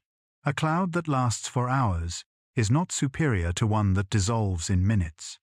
A cloud that forms a perfect shape is not more valuable than one with irregular edges. Each cloud simply is what it is, shaped by the conditions that created it, existing without judgment or evaluation. This doesn't mean clouds are all the same or that their differences don't matter. Some clouds bring needed rain to drought-stricken land. Others block sunlight that crops need to grow. Some create beautiful sunsets, while others obscure the view. The effects of clouds vary widely and matter greatly to those affected. But the clouds themselves don't judge these effects. They don't try to be helpful or harmful. They simply exist according to their nature. Clouds never make mistakes because a mistake implies deviation from an intended outcome, and clouds have no intentions. They don't try to be anything other than what they are. They don't have goals they might fail to achieve, or standards they might fail to meet. They simply respond to conditions moment by moment, their form and behavior emerging naturally from the interplay of physical forces. When a cloud dissolves, it hasn't failed. It has simply reached the end of its visible phase, the point where conditions no longer support its condensed form. The water doesn't disappear, but returns to vapor, ready to condense again when circumstances allow. There is no loss in this dissolution, only transformation, only the continuation of an endless cycle. The cloud doesn't mourn its passing or cling to its form. It releases naturally, effortlessly, when the time comes. They simply respond to conditions, forming and dissolving, moving and changing, always perfectly aligned with the natural laws that govern them. This alignment is not an achievement, but an inevitability. Clouds cannot help but follow natural laws. They have no choice, no capacity to rebel or resist. Gravity, temperature, pressure, humidity, these forces shape cloud behavior completely, and the clouds respond without question or hesitation. This might seem to make clouds mere passive objects, entirely determined by external forces with no agency or autonomy. In a sense, this is true. Clouds don't make choices. They don't decide where to go or what shape to take. They are shaped entirely by conditions. Yet there is a kind of perfection in this complete responsiveness, a grace in the way clouds flow with rather than against the forces that move them. Humans are different from clouds in having consciousness, choice, and the capacity for self-reflection. We are not entirely determined by external conditions. We can imagine alternatives, can choose to act against our immediate impulses, can shape ourselves through conscious effort. This capacity is what makes us human, what allows for culture, morality, growth, and change. It is precious and should not be dismissed. Yet this capacity also creates the possibility of being out of alignment with our nature, of trying to be something we're not, of forcing ourselves into shapes that don't fit. We can imagine we should be different, and then exhaust ourselves trying to achieve that imagined ideal. We can judge our natural responses as wrong and suppress them. We can create elaborate defenses against our own truth. This is suffering that clouds never experience. The invitation is not to become like clouds, to abandon consciousness and choice. It is to bring to human life some of the ease and naturalness that clouds embody, to respond to conditions more fluidly, to release what no longer serves more readily, to exist with less self-judgment and more self-acceptance, to maintain awareness and choice while reducing the constant effort to be other than we are. They don't worry about being the wrong shape or appearing at the wrong time. A cloud that forms at midnight is not late. A cloud that appears wispy when others are dense is not defective. A cloud that drifts east when others drift west is not rebellious. Each cloud exists in its particular form, at its particular time, in its particular place, and there is no standard against which it falls short. Human worry often centers on exactly these concerns. We worry we're not enough, not right, not what we should be. We compare ourselves to others and find ourselves lacking. We judge our timing, thinking we should be further along in life, should have achieved more by now, should have figured things out sooner. We criticize our natural tendencies, wishing we were more outgoing or more focused or more disciplined or more relaxed. This worry is exhausting and ultimately pointless. Like clouds, we are shaped by forces largely beyond our control. Our genetics, our upbringing, our circumstances, all of these have made us who we are. We can grow and change, but we cannot become fundamentally different people. We cannot be someone else, can only be more fully ourselves. The worry about being wrong or inadequate is based on comparison to an imagined ideal that may not even be appropriate for us. Clouds exist with complete confidence in their own nature, not because they think about it, but because they have no capacity for self-doubt. This is the final and perhaps most important observation. Clouds don't need to develop confidence or overcome insecurity. They simply exist without the capacity to question their existence. They cannot doubt themselves because they have no self-awareness, no ability to step back and evaluate whether they are acceptable or adequate. Humans do have this capacity for self-awareness and self-evaluation. It is part of what makes us human, and it enables learning and growth. We can observe ourselves, notice patterns, recognize when our behavior doesn't align with our values, and choose to change. This is valuable and important. But this same capacity creates the possibility of excessive self-doubt, of constant self-criticism, of never feeling quite good enough. The confidence clouds display is not something we can simply copy. We cannot eliminate self-awareness or turn off self-evaluation. But we can learn to hold these capacities more lightly, to use them as tools for growth rather than weapons for self-attack. We can observe ourselves with curiosity rather than judgment. We can notice our patterns without condemning them. We can recognize areas for growth without concluding we are fundamentally flawed. We can cultivate a kind of confidence that is compatible with self-awareness, a trust in our basic nature that allows for imperfection and growth. This confidence doesn't come from thinking about how great we are, or convincing ourselves we're better than others. It comes from accepting ourselves as we are, recognizing that like clouds, we are natural phenomena, shaped by forces beyond our control, doing our best to respond to conditions worthy of existence, simply because we exist. This acceptance is not resignation or complacency. It is the foundation for genuine growth. When you accept yourself as you are, you can see clearly what might benefit from change. When you're constantly fighting against yourself, most of your energy goes into that internal struggle. When you accept yourself, that energy becomes available for actual development and transformation. Clouds teach this lesson simply by being what they are. They don't try to be clouds. They don't work at floating or practice their shapes. They simply exist, naturally and effortlessly, in complete alignment with their nature. They invite you to consider what it might be like to live this way, to exist with less effort and more ease, to trust your nature more and judge it less, to respond to life with the same fluid grace that clouds demonstrate every time they drift across the sky. You have that capacity for self-doubt, and it cannot be eliminated entirely, but it can be quieted, softened, held more lightly. You can notice the voice of self-criticism without believing everything it says. You can observe your tendency to judge yourself without adding more judgment on top of it. You can practice treating yourself with the same gentle acceptance you might offer to a cloud drifting past, simply acknowledging what is, without needing to change or fix or improve it. This acceptance is not the same as complacency. You can accept yourself as you are in this moment while still growing and changing. In fact, genuine acceptance is often the foundation for real change. When you're constantly fighting against yourself, most of your energy goes into that internal struggle. When you accept yourself, that energy becomes available for actual growth and transformation. Think of a plant growing. It doesn't reject its current size in order to become larger. It accepts where it is and naturally expands from that point.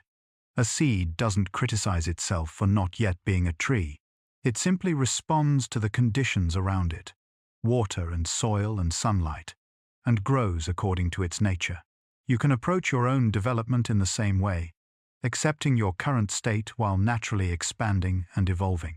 This is not passivity or resignation. It is a profound acceptance of reality as it is, a recognition that you are part of a larger system, held and shaped by forces beyond your control, and that this is not a problem but a gift. Consider what passivity actually means. It means giving up, surrendering to circumstances without any engagement or response. It means becoming a victim, helpless and powerless, waiting for external forces to determine your fate. This is not what acceptance means. Acceptance is active, engaged, fully present with reality as it is. It means seeing clearly what is true rather than wishing things were different. From this clear seeing, wise action becomes possible. Resignation is similar to passivity, but carries an additional element of bitterness or defeat. It means accepting circumstances while resenting them, complying with reality while wishing it were otherwise. This creates internal conflict, a split between what you're doing and what you wish you could do. Acceptance has no such split. It means fully embracing reality as it is, not because you have no choice, but because fighting against what is already true only creates suffering. The recognition that you are part of a larger system is humbling and liberating at the same time. Humbling because it means you are not the center of the universe, not the author of all circumstances, not in complete control of your life's direction. Liberating because it means you don't have to be, that the weight of the world does not rest entirely on your shoulders, that you can relax into being one part of a much larger whole. This larger system includes everything from the biological processes that keep your body functioning to the social structures that shape your opportunities and constraints. It includes the weather that affects your mood, the economy that influences your financial situation, the historical moment into which you were born. You did not choose any of these factors, yet they all shape your experience profoundly. Some people find this recognition disturbing, as if it diminishes their autonomy or reduces them to mere products of circumstance. But consider the alternative. If you truly were separate from all systems, completely independent and self-created, you would be utterly alone, disconnected from everything and everyone. Your existence would be meaningless because meaning arises from connection, from relationship, from being part of something larger than yourself. The truth is that you are both individual and connected, both unique and part of the whole. You have your own perspective, your own consciousness, your own capacity for choice and action. But you exist within a web of relationships and systems that support and constrain you, that give context and meaning to your choices. This is not a limitation, but the very condition that makes life possible. Clouds demonstrate this beautifully. Each cloud is individual, with its own unique shape and character. No two clouds are exactly alike, yet every cloud is made of the same water that has cycled through the atmosphere for billions of years. Every cloud forms according to the same physical laws. Every cloud is connected to every other cloud through the global circulation of air and moisture, individual and universal at the same time, unique and part of the whole, separate and connected. You are held by forces beyond your control. Gravity holds your body to the earth. Oxygen in the air sustains your cells. The sun's energy, transformed through countless processes, powers your metabolism. Your heartbeat continues without your conscious direction. Your immune system fights infections while you sleep. Your neurons fire in patterns that create thoughts and feelings you did not deliberately choose to have. These forces are not obstacles to your freedom, but the very foundation of your existence. Without gravity, you would float away into space. Without oxygen, you would die in minutes. Without the sun, life on Earth would be impossible. Without your autonomous nervous system, you would have to consciously control every breath and heartbeat, leaving no attention for anything else. The forces that constrain you are the same forces that enable you. This is the gift hidden in the recognition of your place in a larger system. You are supported, held, sustained by processes and patterns far beyond your individual power. You don't have to create or maintain everything yourself. You can trust the ground beneath your feet, the air in your lungs, the beating of your heart. You can relax into the fundamental support that existence provides, the way a cloud relaxes into the air that holds it aloft. The forces that shape you are many: genetics and upbringing, culture and circumstance, the countless interactions and experiences that have made you who you are. You did not choose most of these forces. They were given to you, just as the wind is given to clouds. But within these constraints, within this framework of given conditions, you have freedom. Not the freedom to be anything you can imagine, but the freedom to respond authentically, to align with your deepest nature, to flow with rather than against the currents of your life. Your genetic inheritance determined many aspects of your physical form, your temperament, your predispositions, and vulnerabilities. You received half your genes from each parent, and they received theirs from their parents, in an unbroken chain stretching back to the origin of life itself. This inheritance shapes your height and eye color, your susceptibility to certain diseases, perhaps even aspects of your personality and intelligence. You had no say in this genetic lottery, yet it profoundly influences your experience of being alive. Your upbringing shaped you in equally powerful ways. The family you were born into, or the families that raised you, provided your first models of how to be human. You learned language and customs, values and beliefs, ways of thinking and feeling that seemed natural because they were all you knew. You absorbed attitudes about yourself and others, about what is possible and impossible, about what matters and what doesn't. Much of this learning happened before you could consciously evaluate or choose it. The culture you grew up in provided another layer of shaping. The time and place of your birth determined what opportunities were available to you, what roles you were expected to fill, what dreams you were encouraged to pursue.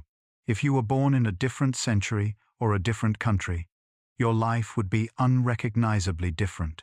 The language you speak, the food you eat, the way you understand the world. All of these are cultural inheritances that you received without choosing them. Circumstance has played its role as well. Chance encounters, random events, accidents and opportunities that you could not predict or control have shaped your path.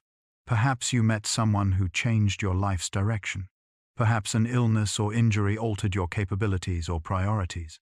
Perhaps you were in the right place at the right time, or the wrong place at the wrong time, and everything changed as a result.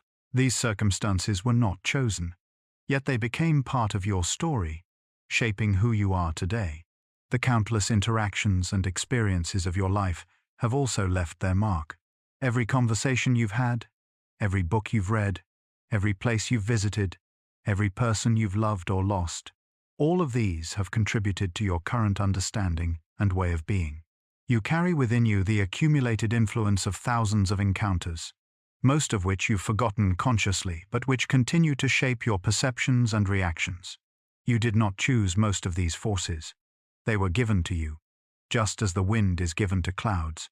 A cloud does not choose the wind that carries it. The wind arises from differences in temperature and pressure, from the rotation of the earth, from the heating of the sun. The cloud simply responds, moving where the wind takes it, shaping itself according to the air currents it encounters. It has no control over these forces, yet it exists beautifully, naturally, perfectly suited to its conditions. In the same way, you did not choose the forces that shaped you, but you are here, now, the product of all those forces, and there is a rightness to that. You are exactly who you should be, given everything that has influenced your development. This doesn't mean you are finished or perfect or complete. It means you are appropriate to this moment, suited to your circumstances, a natural result of your history and conditions. But within these constraints, within this framework of given conditions, you have freedom. This freedom is real, though it is not unlimited. You cannot choose to be someone entirely different from who you are. You cannot simply decide to have different genes or a different history. You cannot escape the influence of culture or the impact of circumstances. But you can choose how you respond to all of these factors. You can choose which aspects of your inheritance to embrace and which to question. You can choose how to interpret your experiences and what meaning to give them. This is not the freedom to be anything you can imagine. That kind of unlimited freedom is an illusion, a fantasy that ignores the reality of human existence. You are not a blank slate, not infinitely malleable, not capable of becoming anything at all. You have a nature, a set of characteristics and tendencies that are relatively stable over time. You have limits, boundaries beyond which you cannot go no matter how much you might wish to. But you do have the freedom to respond authentically, to align with your deepest nature, to flow with, rather than against the currents of your life. This is the freedom that matters most, the freedom that is actually available to you in each moment.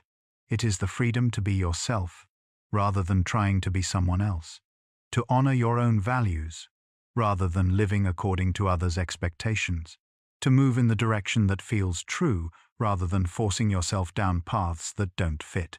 Authentic response means listening to what arises within you and trusting it enough to act on it. It means paying attention to your genuine feelings rather than the feelings you think you should have. It means noticing what energizes you and what drains you, what feels aligned and what feels forced. It means being honest with yourself about what you want and need, even when that honesty is uncomfortable or inconvenient. Aligning with your deepest nature means discovering what is most essentially you, beneath all the layers of conditioning and expectation. It means asking yourself what matters to you, not what you've been told should matter. It means exploring your natural inclinations and talents, rather than trying to fit yourself into predetermined molds. It means accepting aspects of yourself that you might have been taught to reject or hide. Flowing with, rather than against the currents of your life, means recognizing which battles are worth fighting and which are better surrendered to. It means distinguishing between healthy challenge that promotes growth and futile struggle that only creates suffering. It means working with your circumstances rather than constantly wishing they were different. It means finding the path of least resistance, not out of laziness, but out of wisdom, about where your energy is best spent. A river demonstrates this principle beautifully. Water flowing downhill doesn't fight against obstacles. It doesn't try to go uphill or force its way through solid rock. Instead, it finds the path of least resistance, flowing around obstacles, carving gradually through softer materials, always moving toward the sea. The river is powerful, not because it forces its way forward, but because it works with gravity and geology, following the natural contours of the land. You can live this way too, finding the natural path through your circumstances, working with your nature rather than against it, responding to obstacles with flexibility rather than rigid determination. This doesn't mean giving up on your goals or abandoning your values. It means pursuing them in a way that honors reality, that acknowledges constraints while still moving forward, that adapts to circumstances while maintaining direction. Think of a tree growing on a mountainside. It doesn't choose the spot where its seed landed. It doesn't complain about the rocky soil or the harsh winds that blow across the slope. It doesn't wish it were growing in a valley where conditions are easier. Instead, it works with what it has. Its roots find cracks in the rock, spreading wide rather than deep when necessary. Its trunk bends and curves around obstacles, finding the path of least resistance while still reaching toward the light. Its branches grow asymmetrically, extending more on the sheltered side, adapting their shape to the prevailing winds. The tree doesn't abandon its nature as a tree. It still grows, still reaches upward, still produces leaves and seeds, but it expresses that nature in a way that fits its particular circumstances. A tree on a windswept mountain looks different from a tree in a protected valley, yet both are fully themselves. Both are complete expressions of their essential nature adapted to their conditions. You can approach your life in the same way. You have certain qualities and characteristics that are fundamental to who you are. These might include your temperament, your values, your interests, your natural talents and inclinations. These are like the tree's nature, its drive to grow and reach toward light. They don't change based on circumstances. They are part of what makes you who you are. But the way you express these qualities, the specific forms your life takes, these can and should adapt to your circumstances. If you value connection but find yourself in a place where you don't easily meet like-minded people, you might express that value through online communities or long-distance friendships rather than local gatherings. If you're drawn to creative expression but lack time or resources for elaborate projects, you might find ways to create in small moments, with simple materials, in forms that fit your constraints. This adaptation is not compromise in the negative sense. It's not settling for less or giving up on what matters. It's finding the specific way that your essential nature can express itself within your particular circumstances. It's being like the mountain tree, fully yourself yet shaped by reality, maintaining your core while adapting your form. Working with your nature rather than against it means recognizing and accepting your natural tendencies rather than constantly fighting them. If you're naturally introverted, You can build a life that includes ample solitude rather than forcing yourself to be constantly social. If you're naturally energetic and active, you can find ways to move and engage physically rather than trying to sit still for long periods. If you learn best through hands-on experience, you can seek out practical learning opportunities rather than forcing yourself through purely theoretical study. This doesn't mean never challenging yourself or staying entirely within your comfort zone. Growth often requires some discomfort, some stretching beyond what comes easily. But there's a difference between healthy challenge that helps you develop and constant struggle against your fundamental nature. The former energizes you, even as it stretches you. The latter exhausts you and often leads nowhere. Many people spend years or even decades fighting against their nature, trying to be someone they're not, because they've absorbed messages about who they should be. They try to be more outgoing when they're naturally quiet, more focused when they're naturally expansive, more careful when they're naturally spontaneous. This constant self-correction is exhausting and usually unsuccessful.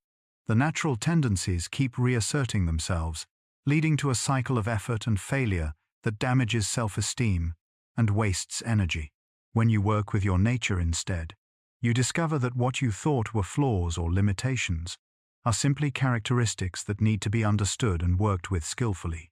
Introversion isn't a problem to be fixed, but a way of being that has its own strengths and requires its own conditions.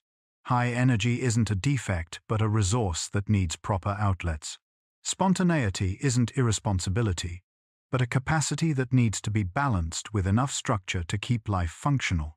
Responding to obstacles with flexibility rather than rigid determination means recognizing when direct assault on a problem isn't working and finding alternative approaches.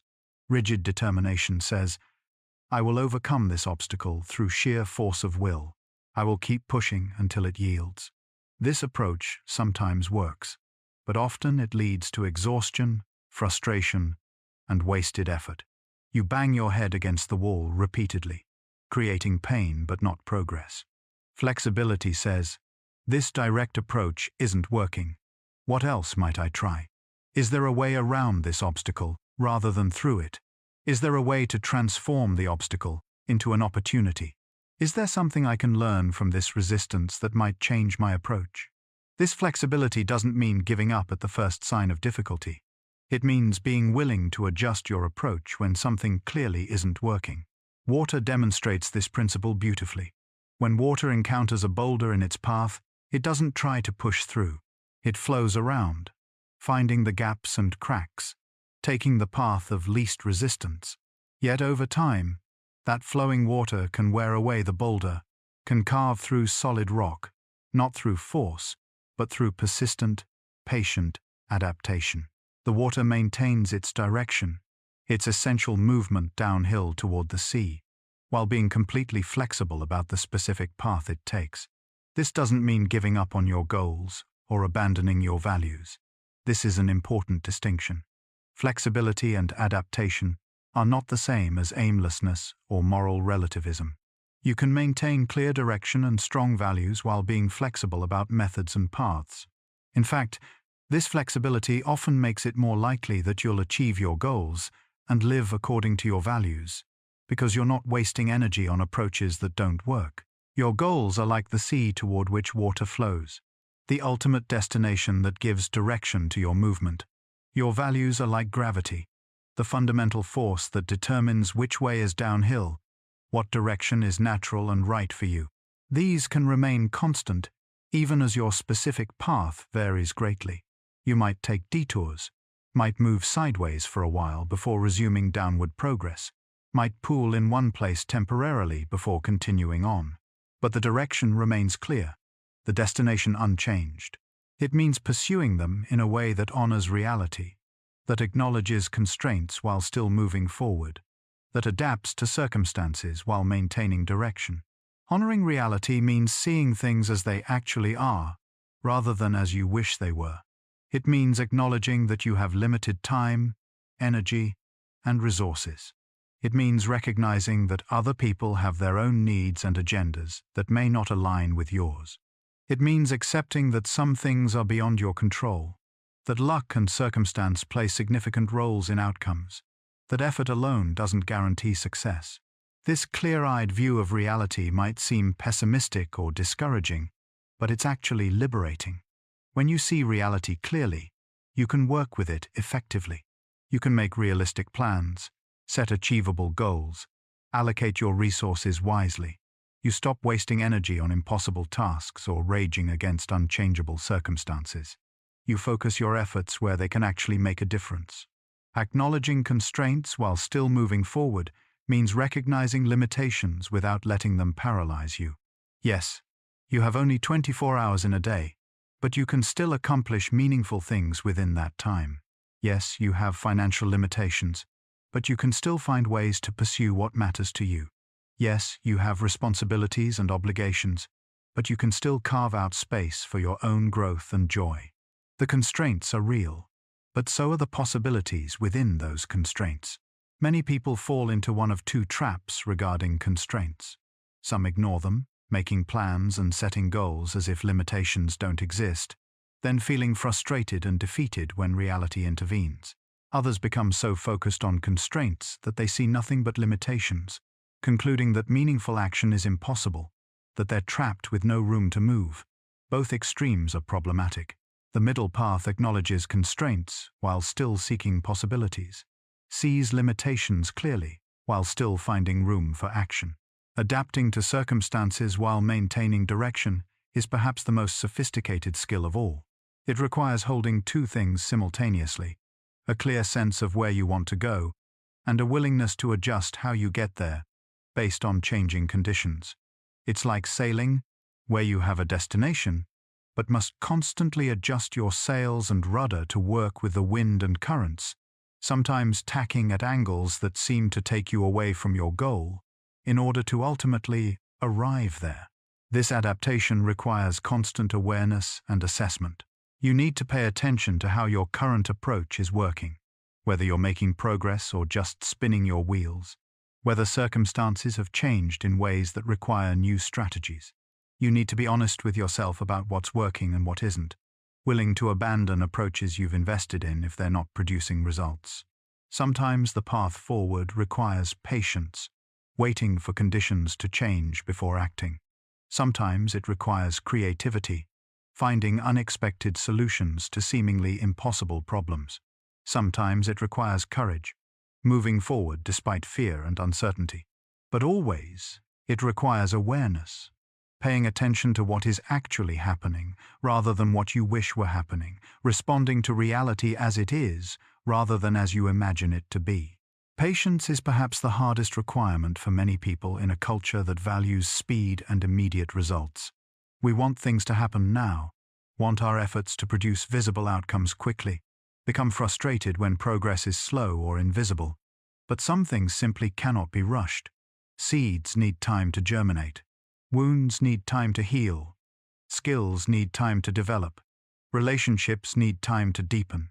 No amount of impatience will speed these processes, and trying to force them often damages them. Patience doesn't mean passive waiting, doing nothing while hoping things will somehow improve on their own. It means active patience, continuing to do what you can, while accepting that results will come in their own time. It means planting seeds and watering them regularly, while trusting that growth is happening underground even when you can't see it yet. It means working on your craft day after day, even when improvement seems imperceptible, trusting that skill is accumulating even when you can't measure it. This kind of patience requires faith, not religious faith necessarily, but faith in process. Trust that consistent effort in the right direction will eventually produce results even when you can't see them yet. It requires letting go of the need for constant visible progress, accepting that some of the most important growth happens in darkness and silence, beneath the surface where it can't be observed. Waiting for conditions to change before acting is sometimes the wisest course. If you're trying to have a difficult conversation with someone who's currently angry or distressed, waiting until they're calmer will likely lead to better outcomes. If you're trying to launch a project but lack necessary resources or support, waiting and building those foundations first may be more effective than pushing forward prematurely. If you're facing a problem but don't yet understand it well enough to solve it effectively, waiting and gathering more information may be the best action. This waiting is not procrastination or avoidance. It's strategic patience, recognizing that timing matters, that the same action taken at different times can produce very different results. A seed planted in spring grows. The same seed planted in winter dies. The seed hasn't changed, but the conditions have, and those conditions determine the outcome. In the same way, your actions need to be timed appropriately, aligned with conditions that will support rather than undermine them. Sometimes the path forward requires creativity, finding unexpected solutions to seemingly impossible problems. Creativity here doesn't necessarily mean artistic expression, though it can include that. It means the ability to see possibilities that aren't immediately obvious, to connect things in new ways, to find novel approaches when conventional methods don't work. It means thinking laterally, asking what-if questions, being willing to try things that seem unlikely or unconventional. This kind of creativity often emerges when you stop trying to force solutions and instead allow your mind to play with the problem. When you're rigidly focused on finding the right answer, you often miss creative alternatives. When you relax that focus, when you approach the problem with curiosity rather than desperation, new possibilities often emerge. Sometimes they come in moments of rest, in dreams, in the shower, when your conscious mind has stopped working so hard and your unconscious has space to contribute. Seemingly impossible problems often aren't actually impossible. They're just impossible to solve with the approaches you've tried so far. The impossibility is in your current framework, not in reality itself. When you shift your framework, when you question your assumptions about what's possible or necessary, new solutions often appear. What seemed like an immovable obstacle becomes a challenge with multiple possible approaches. Creativity also means being willing to try things that might not work, to experiment and learn from failure rather than only taking actions you're certain will succeed. This requires courage because it means risking failure, risking looking foolish, risking wasted effort. But it's often the only way forward when conventional approaches have failed. The willingness to try unlikely solutions, to test unconventional ideas, to learn from what doesn't work, this is how breakthroughs happen. Sometimes the path forward requires courage, moving forward despite fear and uncertainty. Courage doesn't mean the absence of fear. It means acting in the presence of fear, moving forward even when you're scared, uncertain, doubtful. It means doing what seems right or necessary even when it's uncomfortable or risky. It means being willing to be vulnerable, to fail, to be criticized, to face unknown outcomes. Fear is a natural response to uncertainty and risk. It's your nervous system's way of alerting you to potential danger, preparing your body to fight or flee. This response is valuable when facing actual threats, but it also activates in response to psychological and social risks, situations where there's no physical danger, but where you might be rejected, embarrassed, or disappointed. In these situations, fear can be a signal worth noting, but not necessarily a reason to stop. Moving forward despite fear means acknowledging the fear, understanding what it's trying to protect you from, and then deciding whether that protection is necessary in this situation. Sometimes fear is telling you something important, warning you of real dangers that should be heeded. Other times it's simply reflecting old patterns, reacting to situations as if they're more dangerous than they actually are. Learning to distinguish between these requires practice and self-awareness. Uncertainty is even harder for many people than fear. We want to know how things will turn out before we commit to them. We want guarantees of success before we invest effort. We want to see the entire path before we take the first step. But life rarely offers this kind of certainty. Most meaningful actions require stepping into the unknown, committing to a direction without knowing exactly where it will lead, trusting that you'll figure things out as you go.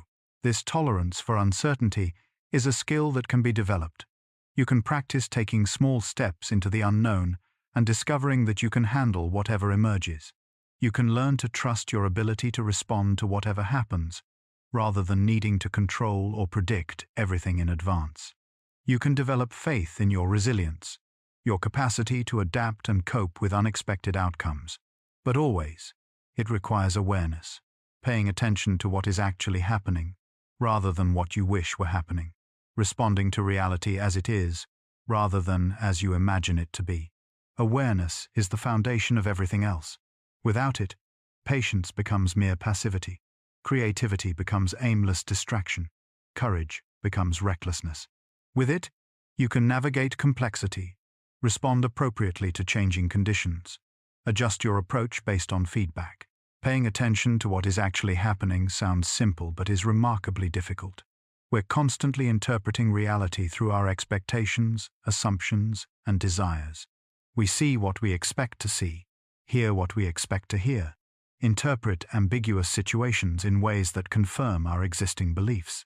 This filtering is mostly unconscious, happening so automatically that we don't realize we're doing it. True awareness means seeing through this filtering, recognizing when you're interpreting rather than observing, noticing when your assumptions are shaping your perception. It means being curious about reality rather than certain you already understand it. It means being willing to be surprised, to discover that things are different from what you thought, to update your understanding based on new information. This awareness extends to yourself as well as external circumstances. It means noticing your own reactions, your emotional states, your energy levels, your patterns of thought and behavior. It means being honest with yourself about what you're actually feeling and wanting rather than what you think you should feel and want. It means recognizing when you're acting from habit or fear rather than from conscious choice. Responding to reality as it is rather than as you imagine it to be is the culmination of awareness. It means basing your actions on accurate perception rather than wishful thinking or fearful projection. It means acknowledging uncomfortable truths rather than denying them. It means working with actual conditions rather than the conditions you wish existed. This doesn't mean you can't work to change reality, but you have to start from clear understanding of what reality currently is. This is the wisdom clouds embody. They don't resist the wind or complain about the temperature. They don't wish they were different clouds or envy the clouds around them. They simply respond to conditions, forming when moisture and temperature align, dissolving when dry air arrives, moving where the wind takes them. They exist with complete acceptance of their nature and circumstances, and in that acceptance, they find perfect freedom. Clouds never resist the wind. They don't try to hold their position when wind blows. They don't struggle to move in a different direction than the wind is taking them. They simply move with it, allowing themselves to be carried, shaping themselves around the currents, flowing with, rather than against, the forces that act upon them. This complete lack of resistance is part of what makes clouds so graceful, so effortless in their movement across the sky. Resistance creates friction, tension, struggle. When you resist what is, when you fight against circumstances you cannot change, you create suffering without producing useful results. The circumstances remain the same, but you've added the pain of resistance on top of them. This doesn't mean you should never work to change difficult circumstances, but you must first accept that they are what they are before you can effectively respond to them. Clouds don't complain about the temperature. They don't wish it were warmer or cooler. They simply exist at whatever temperature they find themselves, their form and behavior naturally adjusting to thermal conditions. When it's cold, they're made of ice crystals. When it's warm, they're made of water droplets. They don't judge one state as better than another, don't resist the temperature they're experiencing, don't waste energy wishing things were different. Human complaint is often a form of resistance, a way of protesting against reality without actually doing anything to change it. Complaining can serve useful purposes, helping us process difficult emotions or connect with others through shared frustration. But chronic complaint, the constant focus on what's wrong without any move toward acceptance or action, creates a negative filter through which all experience passes. Everything becomes a problem, a source of dissatisfaction, proof that life is difficult and unfair. Let the last image in your mind be of a single cloud at sunset, glowing soft pink and gold. drifting slowly toward the horizon. As it moves, it fades, becoming more transparent, more ethereal, until finally it is indistinguishable from the sky itself. You drift with it, following it into that soft dissolution, that gentle disappearing, that quiet return to formlessness and peace. This cloud at sunset represents the end of a cycle, the completion of a day's journey. It has traveled across the sky since morning, perhaps forming in the cool air of dawn, growing through the warmth of midday, and now dissolving as evening approaches. It has been visible and solid, a clear form against the blue. But now it begins to fade, its edges softening, its substance thinning, until it becomes almost transparent. The colors it displays are among the most beautiful in nature. The setting sun's light, traveling through miles of atmosphere, has lost its blue wavelengths to scattering, leaving only the warm tones of red, orange, pink, and gold. These colors paint the cloud's underside, turning ordinary water vapor into something magical, something that seems to glow from within. The cloud becomes a lantern, a beacon, a moment of pure beauty suspended in the sky. But this beauty is fleeting. As the sun sinks lower, the light that creates these colors withdraws. The brilliant pink fades to pale rose, then to gray. The gold dims to silver, then to charcoal. The cloud that moments ago seemed to burn within a fire now becomes a dark shape against the fading light.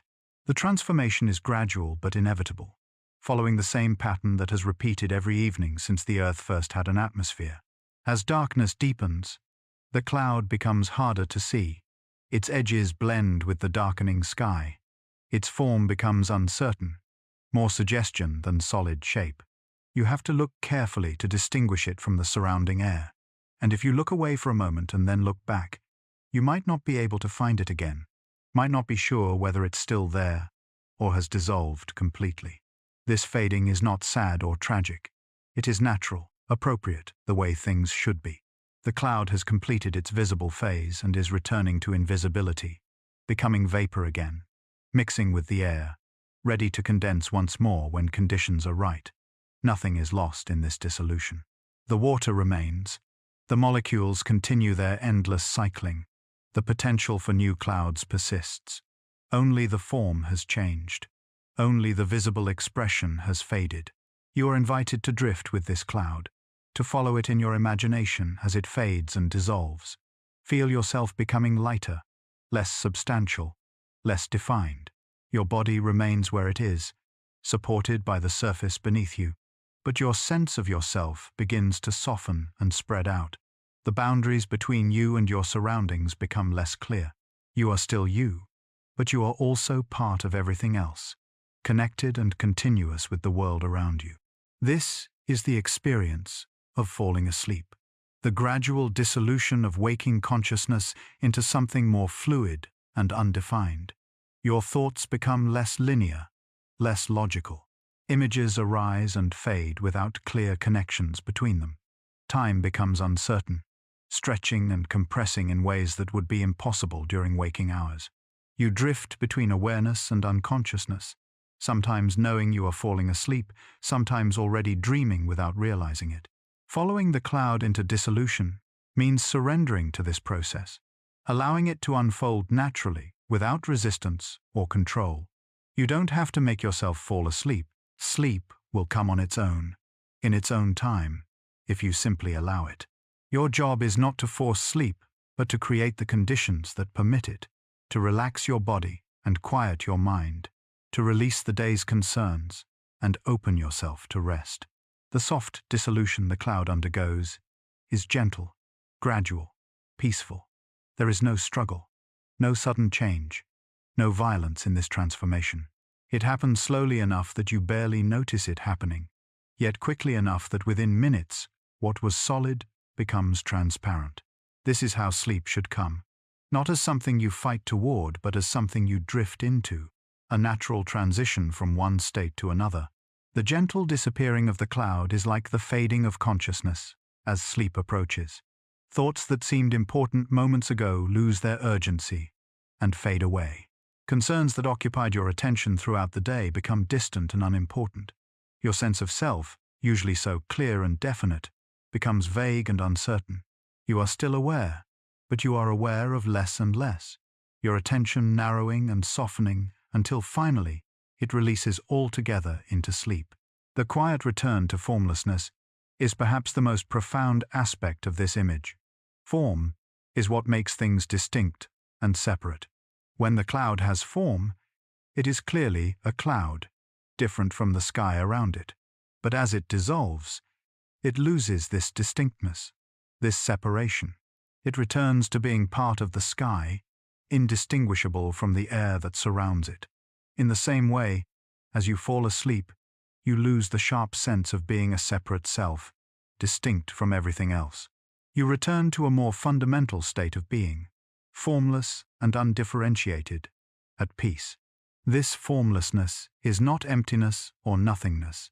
It is fullness, completeness, the state from which all forms arise and to which they return. It is like the clear sky that remains when all clouds have dissolved, not empty, but spacious, not nothing but pure potential.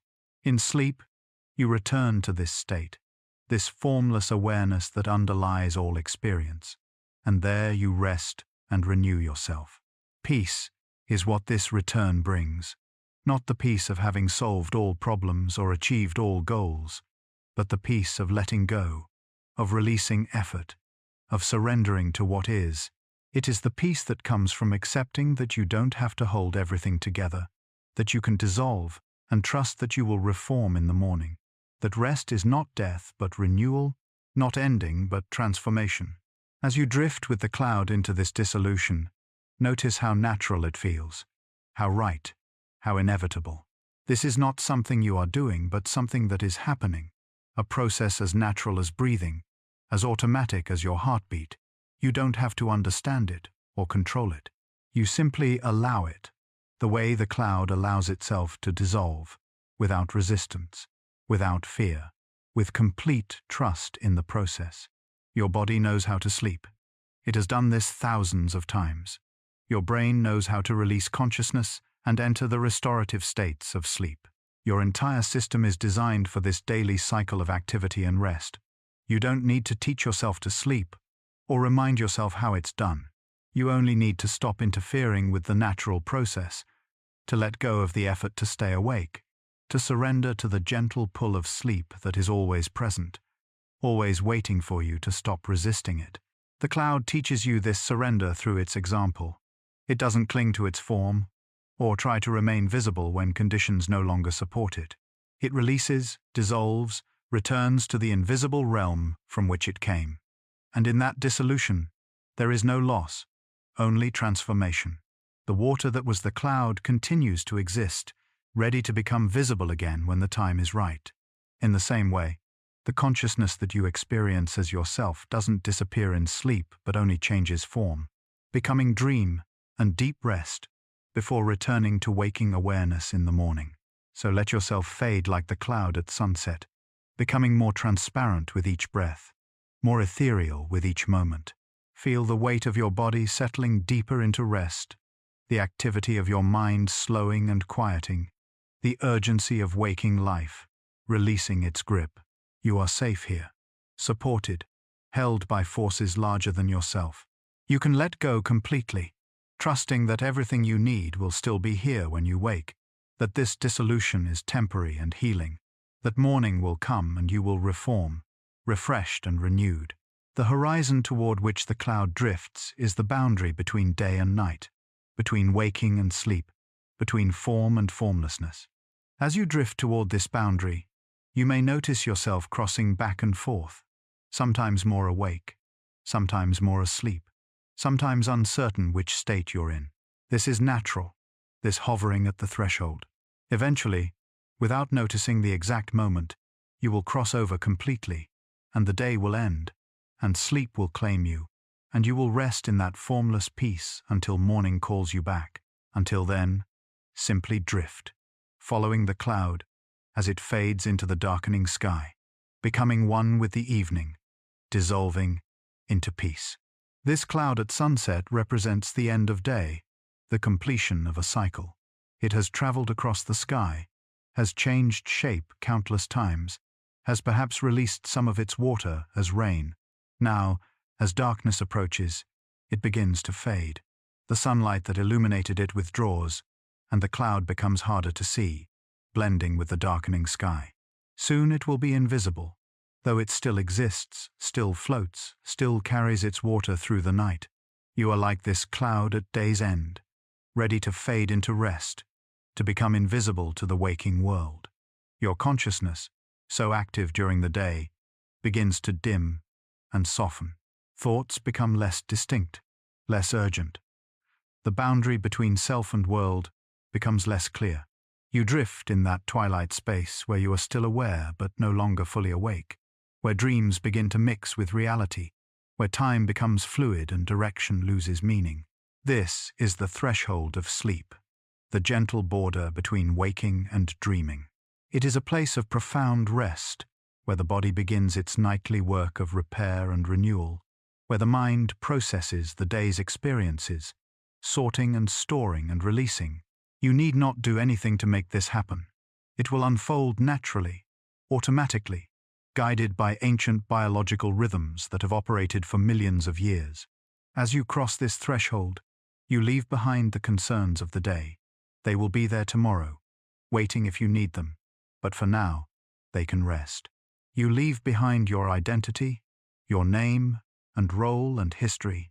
These too will be there tomorrow, but for now they can dissolve. What remains is pure awareness, consciousness without content, the clear sky of mind that exists before and after and underneath all experience. Sleep now. The clouds will continue their eternal dance without you, and when you wake, they will still be there, waiting to teach you again about patience, about change, about the beauty of things that exist without permanence, without weight, without worry. They will remind you that you too are temporary, that you too are beautiful, that you too are held by forces larger than yourself, shaped by rhythms beyond your control, free to exist without effort, without resistance, without fear. Good night.